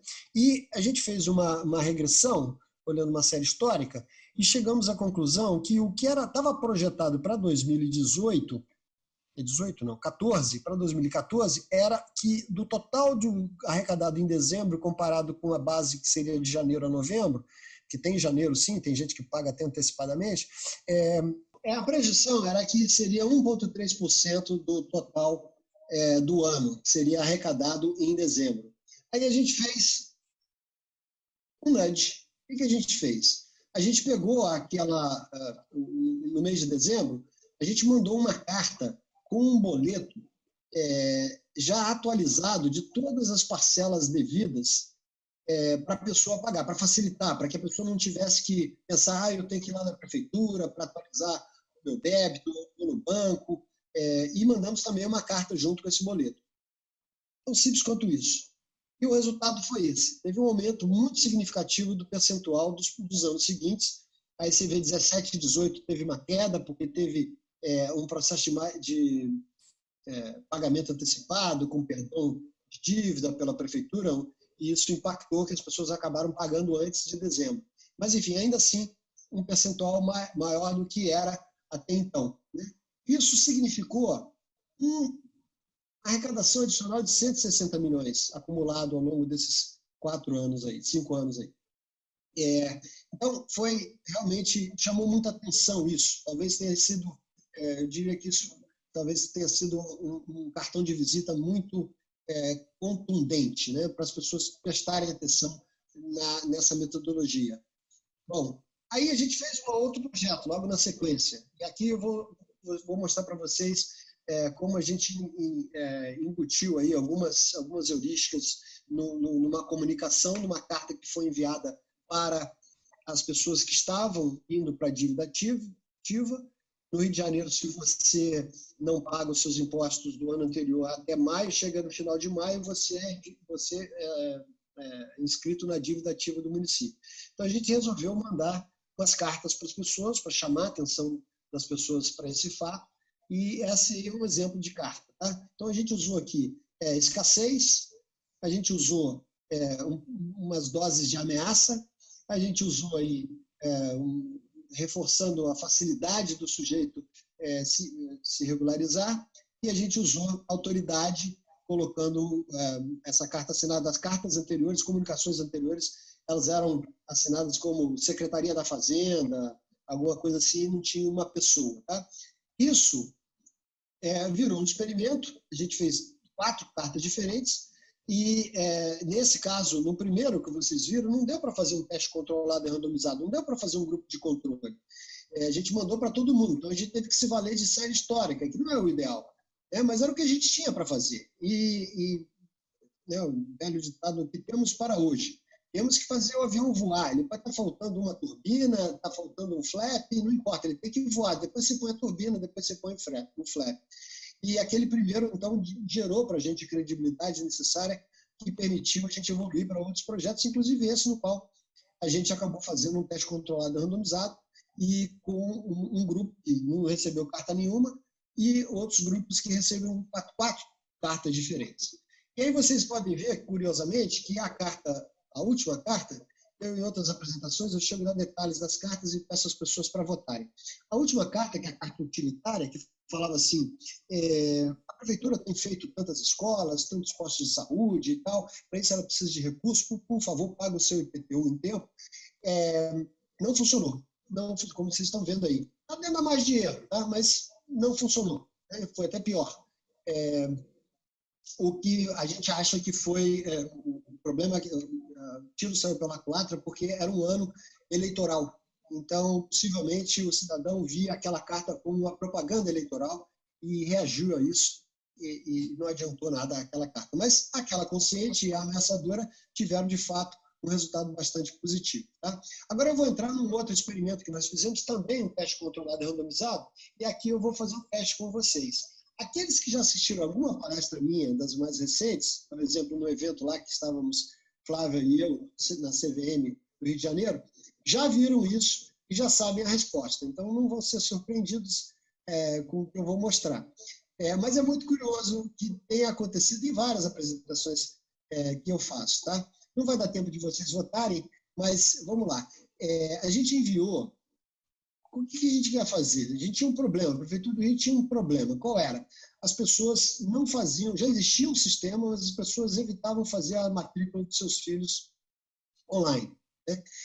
Então ficava aquele pessoal numa fila que virava à noite para poder presencialmente ir na escola de preferência fazer a matrícula. Isso gerava, claro, mídia negativa, o pessoal fazia reportagem, aquela coisa toda, como a prefeitura é desorganizada, aquele tipo de coisa. Apesar de já existir a possibilidade de fazer a matrícula online. Muito bem, o que a gente resolveu fazer? Vamos comunicar as pessoas. E existe essa possibilidade e exortá-las a utilizar o sistema online para fazer a sua matrícula. Né? Explicar que não tem nenhuma desvantagem, ao contrário, tem vantagens. Mas como é que a gente chegava às pessoas? Né? A gente não tinha, para as pessoas que já têm os filhos registrados ou inscritos, matriculados, a matrícula automática todo ano. Mas aquele pessoal que ainda não tinha matriculado o filho, como é que eu ia chegar a essa pessoa? A gente não tinha recurso para fazer uma campanha na televisão, no rádio, com outdoor, nada disso. O que a gente podia fazer? Bom, a gente tinha, sim, o endereço de e-mail de todos os responsáveis por crianças matriculadas na rede do Rio de Janeiro. Para aqueles que não são do Rio de Janeiro, a rede de escolas da Prefeitura do Rio de Janeiro é a maior da América Latina, escolas municipais. Não tem ninguém, são 1.500 escolas, né? Entre escolas do K12, que a gente chama de pré-escola. É muita gente, são 650 mil alunos. É uma coisa enorme, não é muito impactante, né? E a gente tinha os e-mails das pessoas que tinham seus filhos matriculados. Para essas pessoas a gente tinha. Então, o que a gente resolveu fazer? Na falta de uma abordagem, de uma mídia melhor, a gente resolveu mandar e-mail para essas pessoas para a possibilidade de que elas tivessem algum outro filho ou filha que deveriam ser matriculados. E se caso tivessem, esses filhos ou filhas teriam possivelmente amiguinhos da mesma idade e elas possivelmente conheceriam os pais desses meninos e meninas da mesma idade. Então, pedia para que elas comunicassem que já existia a possibilidade de você fazer a matrícula online e com vários argumentos. Então, a gente mandou um e-mail, cujo modelo é esse aí mesmo, igual para todo mundo, só a única coisa que variou foram esses parágrafos em preto, as outras informações foram iguais, a chamada é igual, e, resumidamente, é isso aqui que a gente teve. Dá para ver? Vocês estão ouvindo bem, né? Está ótimo. Está ótimo, tá. Então, o que a gente teve? A gente teve 3 tipos de e-mail, não foi carta, foi de e-mail. Um que a gente chama de experimente, ou seja, vá lá, experimente, vê um sistema online. Outro que a gente chama de vantagem, outro que a gente chama de manada. Tá? Então, a chamada principal de todos foi igual, matrícula online 2017. Os principais argumentos, heurísticas e vieses, eu cada vez tento usar menos os termos heurísticas e vieses. Porque ninguém sabe mesmo o que são heurísticas e vieses. Na verdade, não sabe diferenciar um do outro. Fala a verdade, Flávia. A gente acaba falando dos dois, porque toda hora da discussão. Então, eu vou chamar de incentivos, enfim, argumentos e tal. Então, o primeiro exortava a ação. O segundo reforçava a comodidade e a escassez, que você pode estar perdendo se você não matricular em tempo e tal. Você tem um tempo específico. E o último, a norma social, né? Todo mundo faz e tal. A extensão da mensagem. Então, a mensagem era um pouco mais curta na primeira, média na segunda, um pouco mais longa na terceira. E uma heurística que a gente variou a intensidade é a facilidade. A gente reforçava um pouquinho mais da facilidade na primeira carta e depois um pouquinho menos nas duas seguintes. Tá? E todas as mensagens exortavam as pessoas a avisarem os vizinhos e amigos e tudo mais. Muito bem. A pergunta para vocês, que eu faço nas minhas palestras, é o seguinte: quem vota na primeira carta, no primeiro e-mail, experimente. E é muito usual. Pouquíssimas pessoas, numa plateia vai de 100, 200 pessoas, pouquíssimas pessoas votam nessa opção. E aí eu pergunto, quem vota, levanta a mão quem vota na vantagem. Aí já tem lá um grupo mais significativo. E quem vota na manada? Aí uma grande parte, a grande maioria vota na manada. Eu costumo dizer, inclusive, que a manada vota na manada. Pois bem, e aí eu apresento o resultado. Então, o resultado é esse. O resultado é que o grupo de controle foi 20% de matrícula online e o experimente foi de melhor resultado. A manada, inclusive, ficou bem próximo ali. Tá? Nem me lembro agora qual era a margem que a gente estava, margem de erro, mas eu acho que deu assim, teve validade estatística assim. Mas, enfim, de fato, é muito importante o teste. Você precisa, no máximo possível, tentar usar teste controlado e randomizado, porque é só assim que você tem um maior grau de confiança, o nome já diz, do que o seu resultado está sendo efetivo, está tendo impacto. Tá? Então, eu costumo dizer que tem 2 coisas que são muito apaixonantes para mim nessa coisa de fazer projetos do estilo NUT. Primeiro, essa coisa de brincar de ser o designer de contextos que vão mudar comportamento. Acho isso muito legal. Né? A Flávia falou que 1 dia e meio dá para gerar várias ideias, vários nudges. Essa é a parte mais atraente do negócio. É sempre muito difícil nos projetos, alguém perguntou aí como é que é a duração dos projetos, é sempre muito difícil manter a disciplina de investir o tempo na primeira etapa, que é de entendimento do problema. É muito difícil. A gente quer logo pular, porque é muito legal você achar que, poxa, eu vou falar da norma social, ou eu vou falar de escassez, ou eu vou falar da empatia, isso vai mudar o comportamento. Isso é muito atraente, tá? Então, é sempre um desafio a gente conseguir fazer com que fique. Bom, aí a gente fez vários projetos, além desses aí, da área de fazenda, quanto... Alguém falou só tem uma pergunta aqui para você.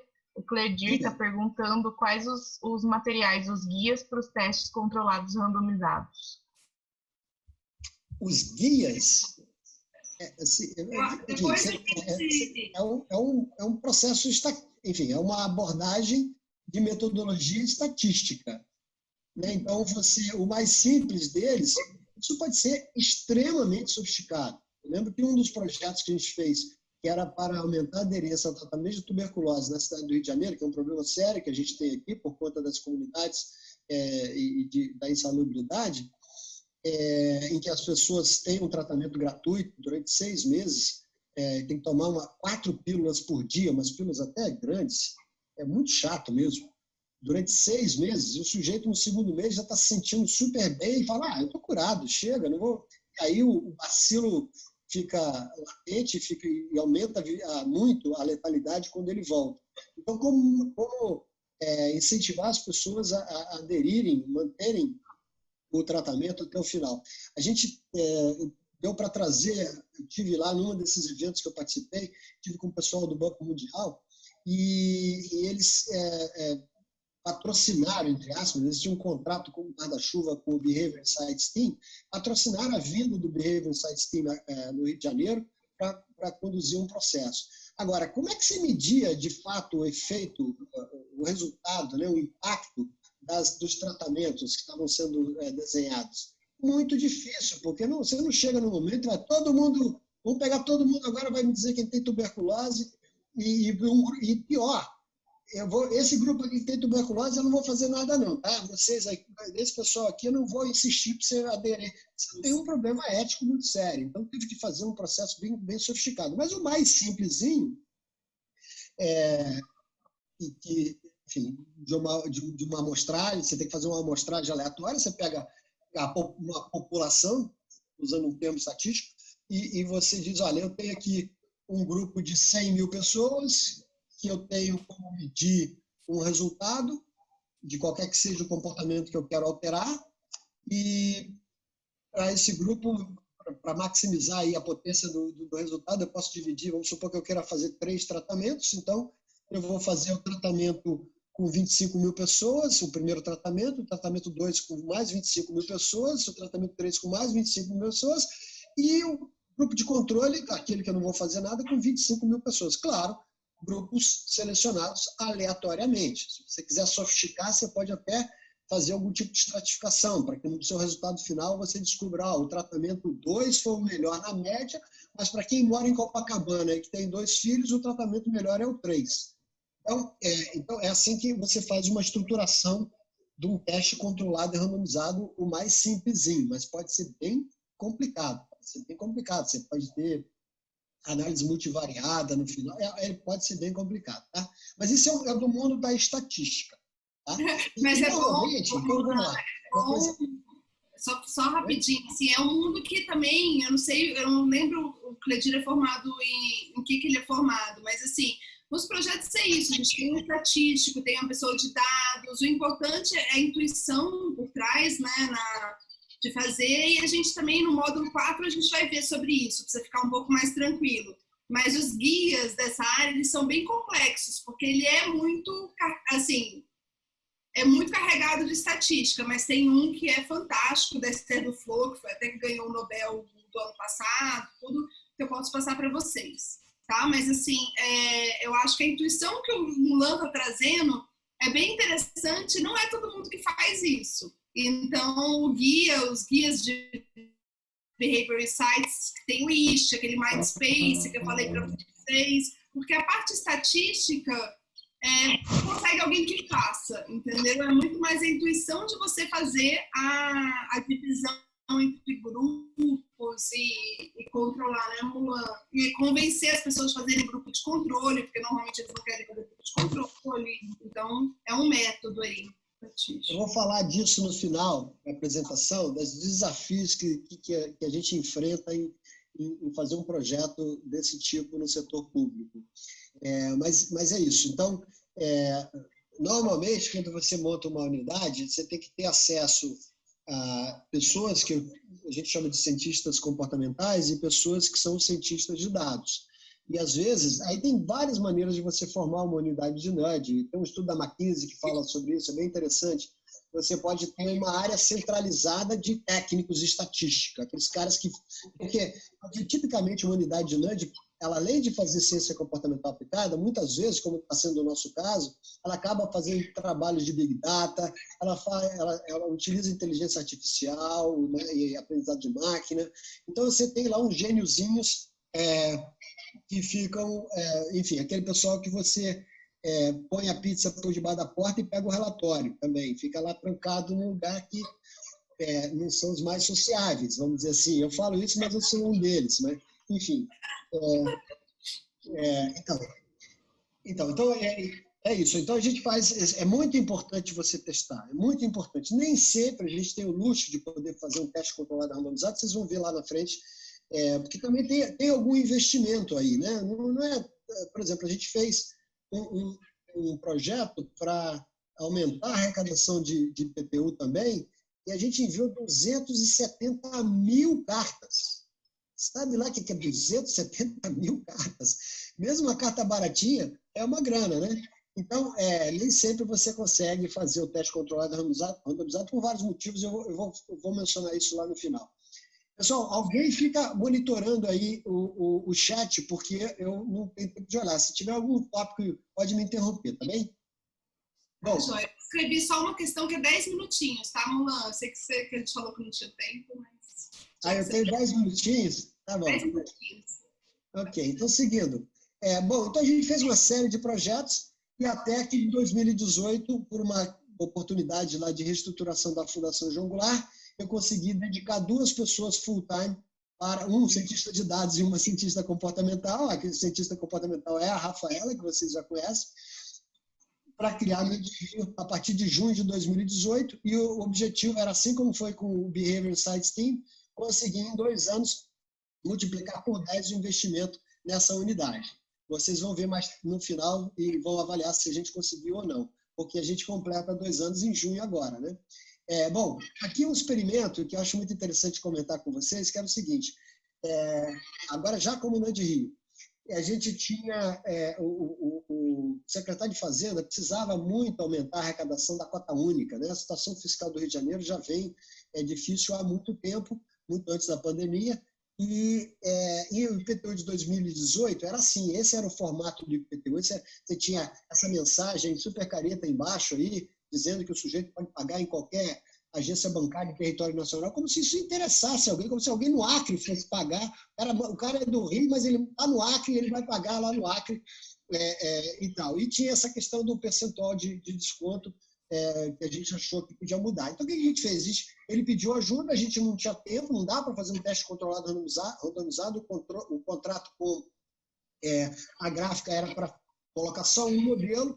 Então, a gente redesenhou a capa, a gente aumentou o percentual de desconto, colocou numa maneira mais fácil de ler, a gente colocou uma frase embutindo aí em escassez, e a gente modificou também a contracapa do carnê. A gente tentou fazer uma pequena modificação naquela página onde fica o cota única, não sei quem é do Rio, sabe disso, é muito difícil você achar a página da cota única, porque é muita página de parcela, então às vezes é difícil. Então, como facilitar? Eu tive que fazer algum tipo de impressão nessa página, e esse ano a gente fez uma segunda melhoria, colocamos ainda mais forte a mensagem e também modificamos especialmente a contracapa e também a página da cota única, colocamos ela mais saliente. E o resultado foi o seguinte: bom, aqui, como eu falei, não deu para fazer um teste controlado randomizado, então a gente teve que se valer de uma regressão, uma série histórica,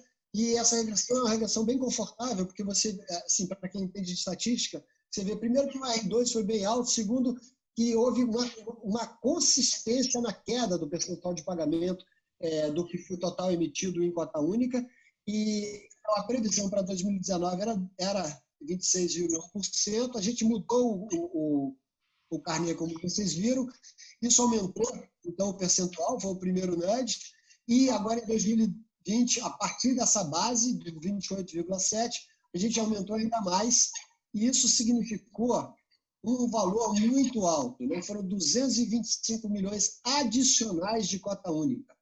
Quer dizer, não é que esses caras não iam pagar o IPTU mais tarde, não é isso que eu estou dizendo, não é um aumento de arrecadação necessariamente, mas, de fato, é um aumento da antecipação da arrecadação, o que foi muito valioso para a Secretaria da Fazenda. Tá? Esse aqui é um experimento que foi mencionado lá no artigo do The Guardian, que é, para mim, a coisa que mais me anima, para mim, é o melhor experimento, o melhor trabalho que a gente fez até agora, que era fazer, eu não sei se eu vou ter que explicar, eu vou agilizar. A secretária de Educação queria que os alunos fizessem uma prova SAEB, né, todo ano, a cada 2 anos. Luan, está ajudando. Lembra que esse eu falei na aula um pouco para eles. Então, também beleza. Lembra? Então, você explicou, né?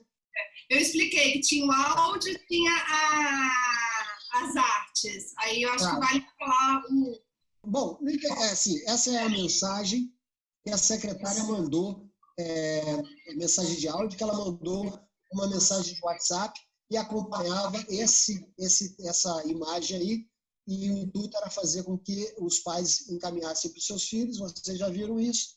Isso é que deu os 4% adicionais,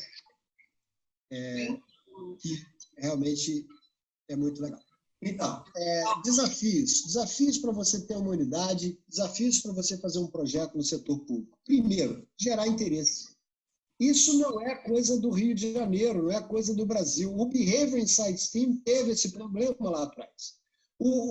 A Nudge Unit do Obama teve com Kai Sunstein e tudo, teve esse problema. O Obama teve que fazer um executive order para que os vários departamentos do governo prestassem atenção nessa ferramenta. As pessoas têm rejeição a essa ferramenta. Primeiro, não acreditam. Né? Segundo, elas pensam assim, como é que eu vou ficar na foto? Né? Se o cara chegou aqui, fez uma mudancinha de nada, né? Fez um nudgezinho e deu um tremendo resultado. Como é que eu não pensei nisso antes? Então, as pessoas têm muita resistência a esse tipo de coisa. Então, como a gente se valeu? A gente se valeu de resultados. Né? Foi muito bom começar pela parte do dinheiro, que é fácil de medir, né? E chama muita atenção. Eu acho que tem alguém com o microfone aberto aí, está tendo retorno aí do que eu estou falando. Mas, enfim, a gente usou os resultados, a gente usou exposição, a gente teve lá algumas matérias positivas, inclusive da época, e com isso a gente foi gerando interesse. A gente também usou de escassez, comentando que a gente tinha uma equipe reduzida e tal. Enfim, foi da maneira que a gente conseguiu, né?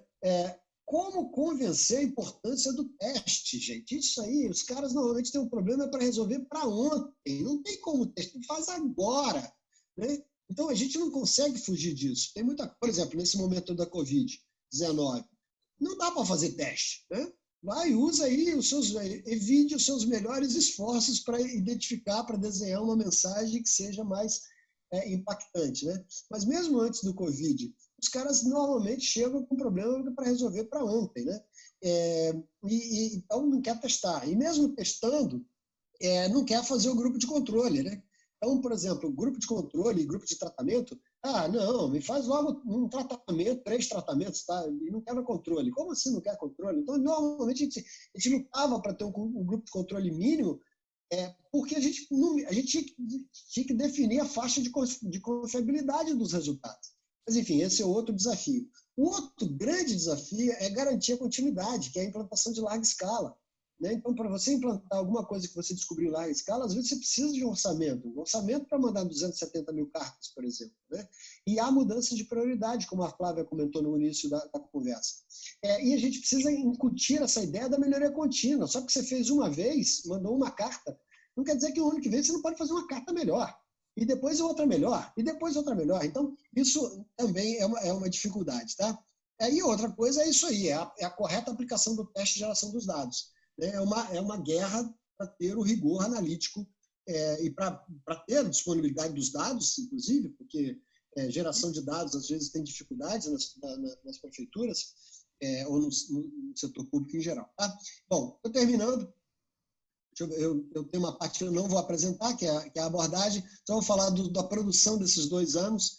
Então, nós temos aí uma série de projetos implantados. A gente revisitou aquele projeto lá do IPTU do fim do ano, que a gente chama de IPCAE, a gente fez um projeto para a travessia mais legal, e inclusive o número 2 foi feito com o pessoal da turma lá da SPM, os alunos da SPM, que desenharam o experimento, eles até cotizaram, foi o TCC da Rafaela, se cotizaram para comprar as tintas, para pintar o chão. A prefeitura, através da NAD Rio, deu a mão de obra e deu a sinalização e a iluminação. Confirmação de matrícula, um outro projeto que a gente fez, que é na sequência daquele matrícula online. Cota única de IPTU, foi aqueles que eu acabei de apresentar para vocês. Simulado SAEB, que foi o que apresentei para vocês. E a prova SAEB, que a gente não sabe ainda o resultado. A gente está em andamento esses projetos aí. Tem violência contra a mulher, leitura para as crianças, esses outros aí para baixo que tem a ver com o Covid, tá? Agora, resultados, então. Esse primeiro aqui, a gente gerou 3 milhões, não se compara com 160 milhões, mas é sempre positivo 3 milhões, ou seja, a gente está esgotando a capacidade de melhoria daquela carta. Esse daqui, a gente já melhorou o comportamento mais adequado em 30% e 23%. Esse daqui, a gente aumentou a confirmação de matrícula em 95%. Esse daqui, a gente, então, como eu falei, conseguiu 225 milhões adicionais, 4%. Prova SAEB não sabemos o resultado, porque depois que a gente fez o simulado SAEB, a gente pegou então os tratamentos que deram mais certo e aplicamos na prova de verdade, que foi um mês depois, mas o resultado só sai em agosto. Tá? Bom, a gente também presta consultorias, quando não é um projeto, quando a gente é solicitado para a gente desenhar alguma coisa que não vai ter um teste, a gente gera conteúdo, metodologias, catálogos e tal. Um seminário que a gente produziu ano passado, deve ter um outro esse ano também, mostrando o que está sendo feito na academia e em outros lugares como São Paulo. E workshops, já foram 3 ou 4 workshops para servidores públicos. Tá? Aqui alguns itens de reconhecimento, uma matéria que saiu na época, uma mensagem do Richard Taylor, parabenizando pela criação da NAD Rio, que eu só fui ver 7 meses depois, porque eu não checava o Twitter. Um encontro lá com Dona Arielle agora no ano passado, e agora essa matéria do The Guardian. E aí, era isso que eu tinha que falar para vocês. Ostentando, né? Fechou para ostentando. Parabéns, Mulan. Os desafios, tudo, você sabe, o trabalho é incrível, tanto que grande parte aí das aulas a gente falou disso. Eu passei também o link para eles verem um pouco dos trabalhos. A Rafa também me disse a questão da prova SAEB só em agosto, porque eu estou super curiosa com esse resultado. Aí você conta pra gente depois, a Rafa compartilha com eles.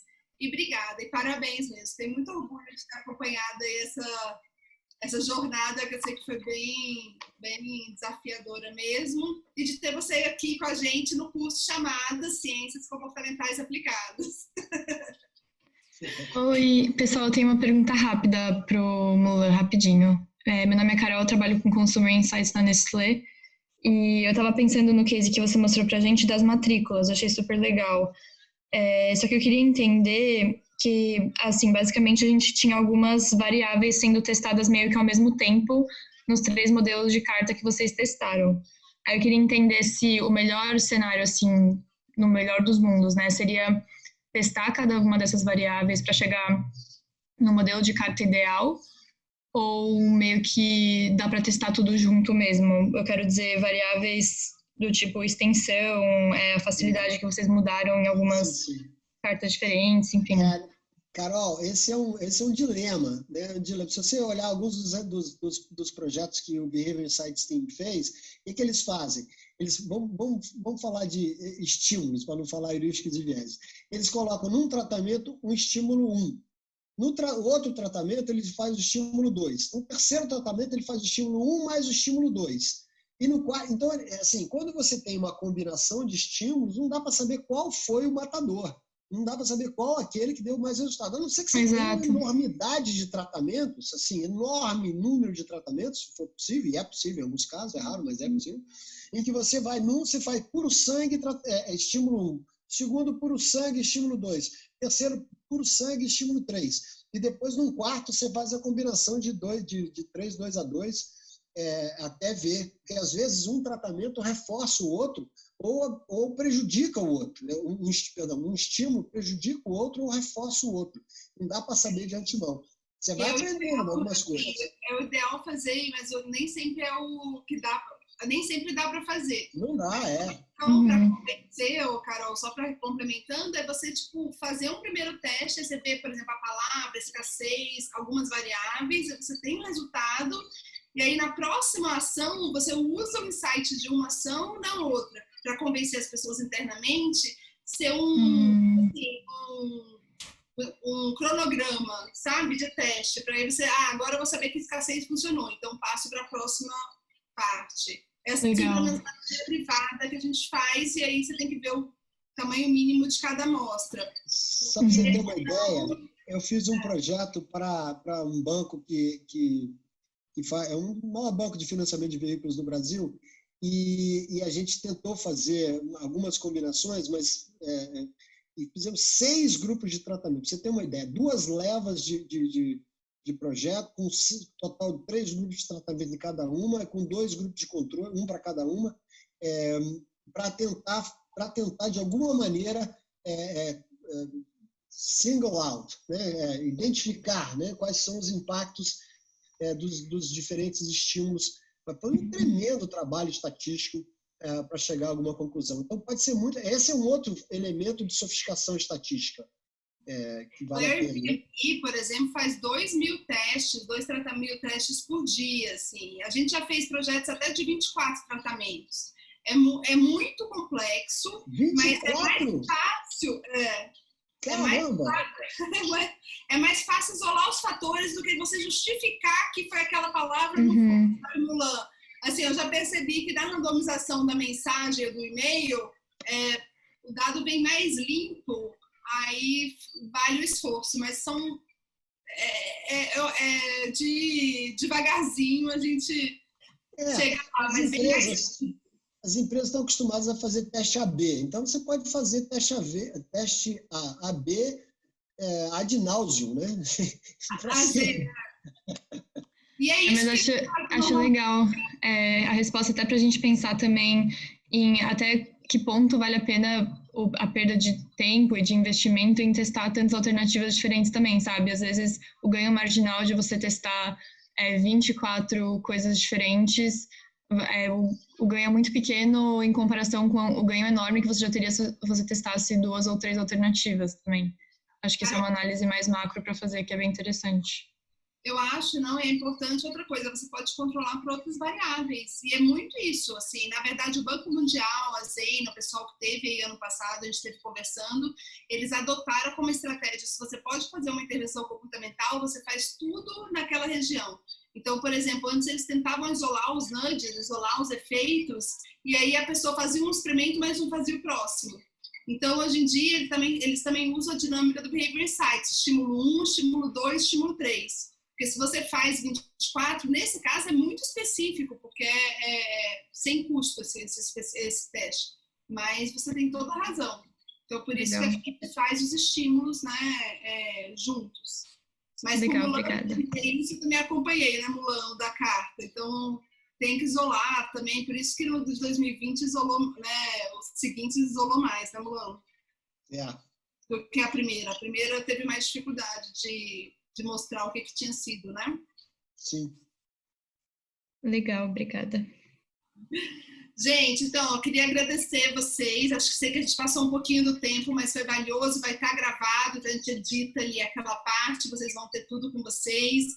A iniciativa da semana 4 é você desenhar um nudge de presente para alguém, e a gente já fez isso, já saem assim, nudes muito legais. Então, você vê uma pessoa, marido, esposa, filho, alguma pessoa que você consegue mexer no contexto para ajudar ela a tomar a decisão que é melhor para ela. O presente aí adicional é que vocês têm os cards que tem cada um dos vieses, e aí nossa sugestão, dando spoiler, é você pegar e identificar que ele é para comportamento, escolhe os 3 vieses que está agindo naquele comportamento e tenta pensar nos nudges que a gente falou aqui para influenciar aquele comportamento que você escolheu. E aí depois conta pra gente, divulga que um parte importante de Behavior Insights, né, Mulan? A gente até fala, o mantra até, crie, experimente e compartilhe. Então você faz, experimenta e compartilha com a gente aí, que muitos desafios a gente viu que são parecidos. A regra número 1, né, Flávia? A regra número um de todas. Você pode ser muito criativo com esses cartões e tal, mas a regra número 1 é facilitar a mudança do comportamento. Isso, falamos várias vezes, torne-o mais fácil. Mulan, todas as aulas teve isso, e a gente não faz, né? É incrível, parece muito racional, e como que o governo e empresas nem sempre fazem, querem dar toda a informação possível e não facilita, né, Mulan? Pois é, e outro paradigma que tem que ser quebrado é o seguinte: a gente não precisa mudar a consciência das pessoas. A gente precisa mudar o comportamento. É melhor mudar a consciência? Claro que é melhor mudar a consciência. É claro. Só que toma muito mais tempo, dá muito mais trabalho. Isso é uma questão... e aí que tá, tem essa questão ética do julgamento, né? O nudge é uma ferramenta, é uma faca. Ela pode ser usada para passar manteiga ou pode ser usada para ferir.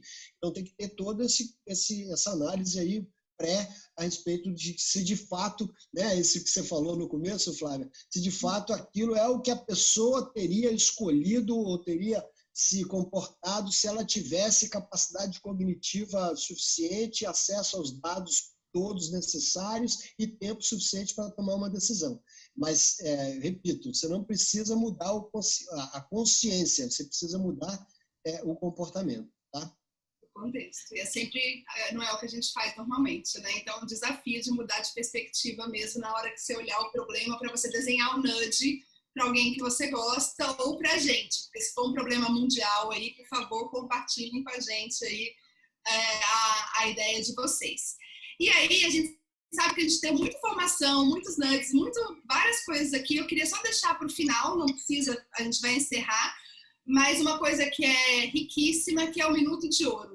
Então, para vocês pensarem aí, deixarem registrado para gravar essa aula, escreve depois num papel o que você aprendeu hoje, o que você se surpreendeu e o que você vai contar para os amigos, ou para o marido, para a esposa, sobre o que você viu hoje das iniciativas. São essas 3 perguntas, eu mando pelo WhatsApp também, para vocês terem. Mas fechando essa aula, mesmo mais tarde, coloca no papel, isso faz toda a diferença para vocês gravarem um nudge, gravarem o conhecimento do que a gente falou agora. Tá joia? E aí, a gente encerra com uma dica, que vocês viram lá a menção do Richard Thaler para o Mulan, que ele ostentou? Então, um dos lugares mais legais e mais ricos de você acompanhar as discussões de Behavior Insights é o Twitter. Então, Richard Thaler, eu ia falar nosso Richard Thaler, mas Richard Thaler, Danielle, Kassanstein, eles conversam, eles publicam as coisas. Então, ainda quero deixar a dica que quem não usa Twitter e quer aprofundar nessa área, é um lugar riquíssimo, né, Mulan? Sim, com certeza. Eu não tive que demora aprender... 7 meses para ver um Twitter do Richard Thaler, né, Mulan? Não, mas eu tenho que confessar, eu continuo sem checar o Twitter. Mas assim, de vez em quando, mês em mês, eu vou lá e checo o Twitter. Mas, não, enfim, prova social. Eu traumatizei. Todos os dias, tem que checar todo. Vamos lá, mas a principal dica que eu aprendi quando eu voltei, então o que eu aprendi? Que eu aprendi quando eu voltei do mestrado, comecei a olhar, um dos lugares que eu olhei mais cases ativos até hoje, juro para vocês, que você fica sabendo antes de todo mundo, é no Twitter. Então, para mim, é uma das fontes mais importantes mesmo de cases recentes. Aí eu recomendo, deixei algumas dicas aí para vocês. Mais alguma dica, Mulan, fora o Twitter? Bom, eu continuo sempre dizendo que você tem que o tempo todo ficar tentando entender qual é exatamente o comportamento que você precisa mudar, quem é que faz, aquilo que você fala da jornada, saber exatamente como eu facilito essa mudança ou como eu dificulto o comportamento que eu não quero que aconteça. Enfim, e depois, só depois eu vou começar a pensar em empurrõezinhos e tudo mais. E esses empurrõezinhos pode ser para levar, inclusive, para o sistema 2. Pode ser um empurrãozinho, de fato, para o cara fazer o cara pensar. Outros não, para deixar no automático mesmo. Mas eu uso sempre essa questão do fácil. A gente acha que não é legal o suficiente fazer coisas mais fáceis. A gente quer sempre descobrir aquele empurrãozinho, aquele lugar que você aperta e que faz a mudança. Mas isso não é necessariamente o mais efetivo. Facilita. Eu costumo dizer que o primeiro projeto, aquele projeto que deu 160 milhões de reais de aumento de arrecadação, para mim, a grande diferença não foi o texto que a gente mandou na carta. A diferença foi que eu mandei um boleto já tudo recalculado para o sujeito. O cara, às vezes, nem sabia que ele estava devendo. Ele recebe um boleto já recalculado, ele basta ir no internet banking ou ir no banco dele e pagar. Facilitei muito a vida do sujeito. Então, facilitar a mudança do comportamento, a assunção de um hábito, beber água. Eu já usei esse exemplo, todo mundo tem que beber água. Então, como é que eu facilito? Eu pus uma garrafa d'água na minha frente o tempo todo. Eu fico olhando para ela descer. Então, facilita. Você mencionou fazer um nudge para a gente mesmo, e assim vai. Fantástico, fantástico. Fechamos chave de ouro, então, gente. Obrigada, Mulan, super obrigada mais uma vez. Turma, muito bom ver A foto. A foto, Mulan. Será que você vai ligar com a câmera aí pra gente tirar Vou ligar a câmera. Uma foto de todo mundo? Liguei. Ah, agora deu. Eu tiro, a Exama tá aí? Não sei. 1, 2, todo mundo sorrindo, então. Passou maquiagem. Estou aqui. Ah, então pronto. 1, 2, 3 e...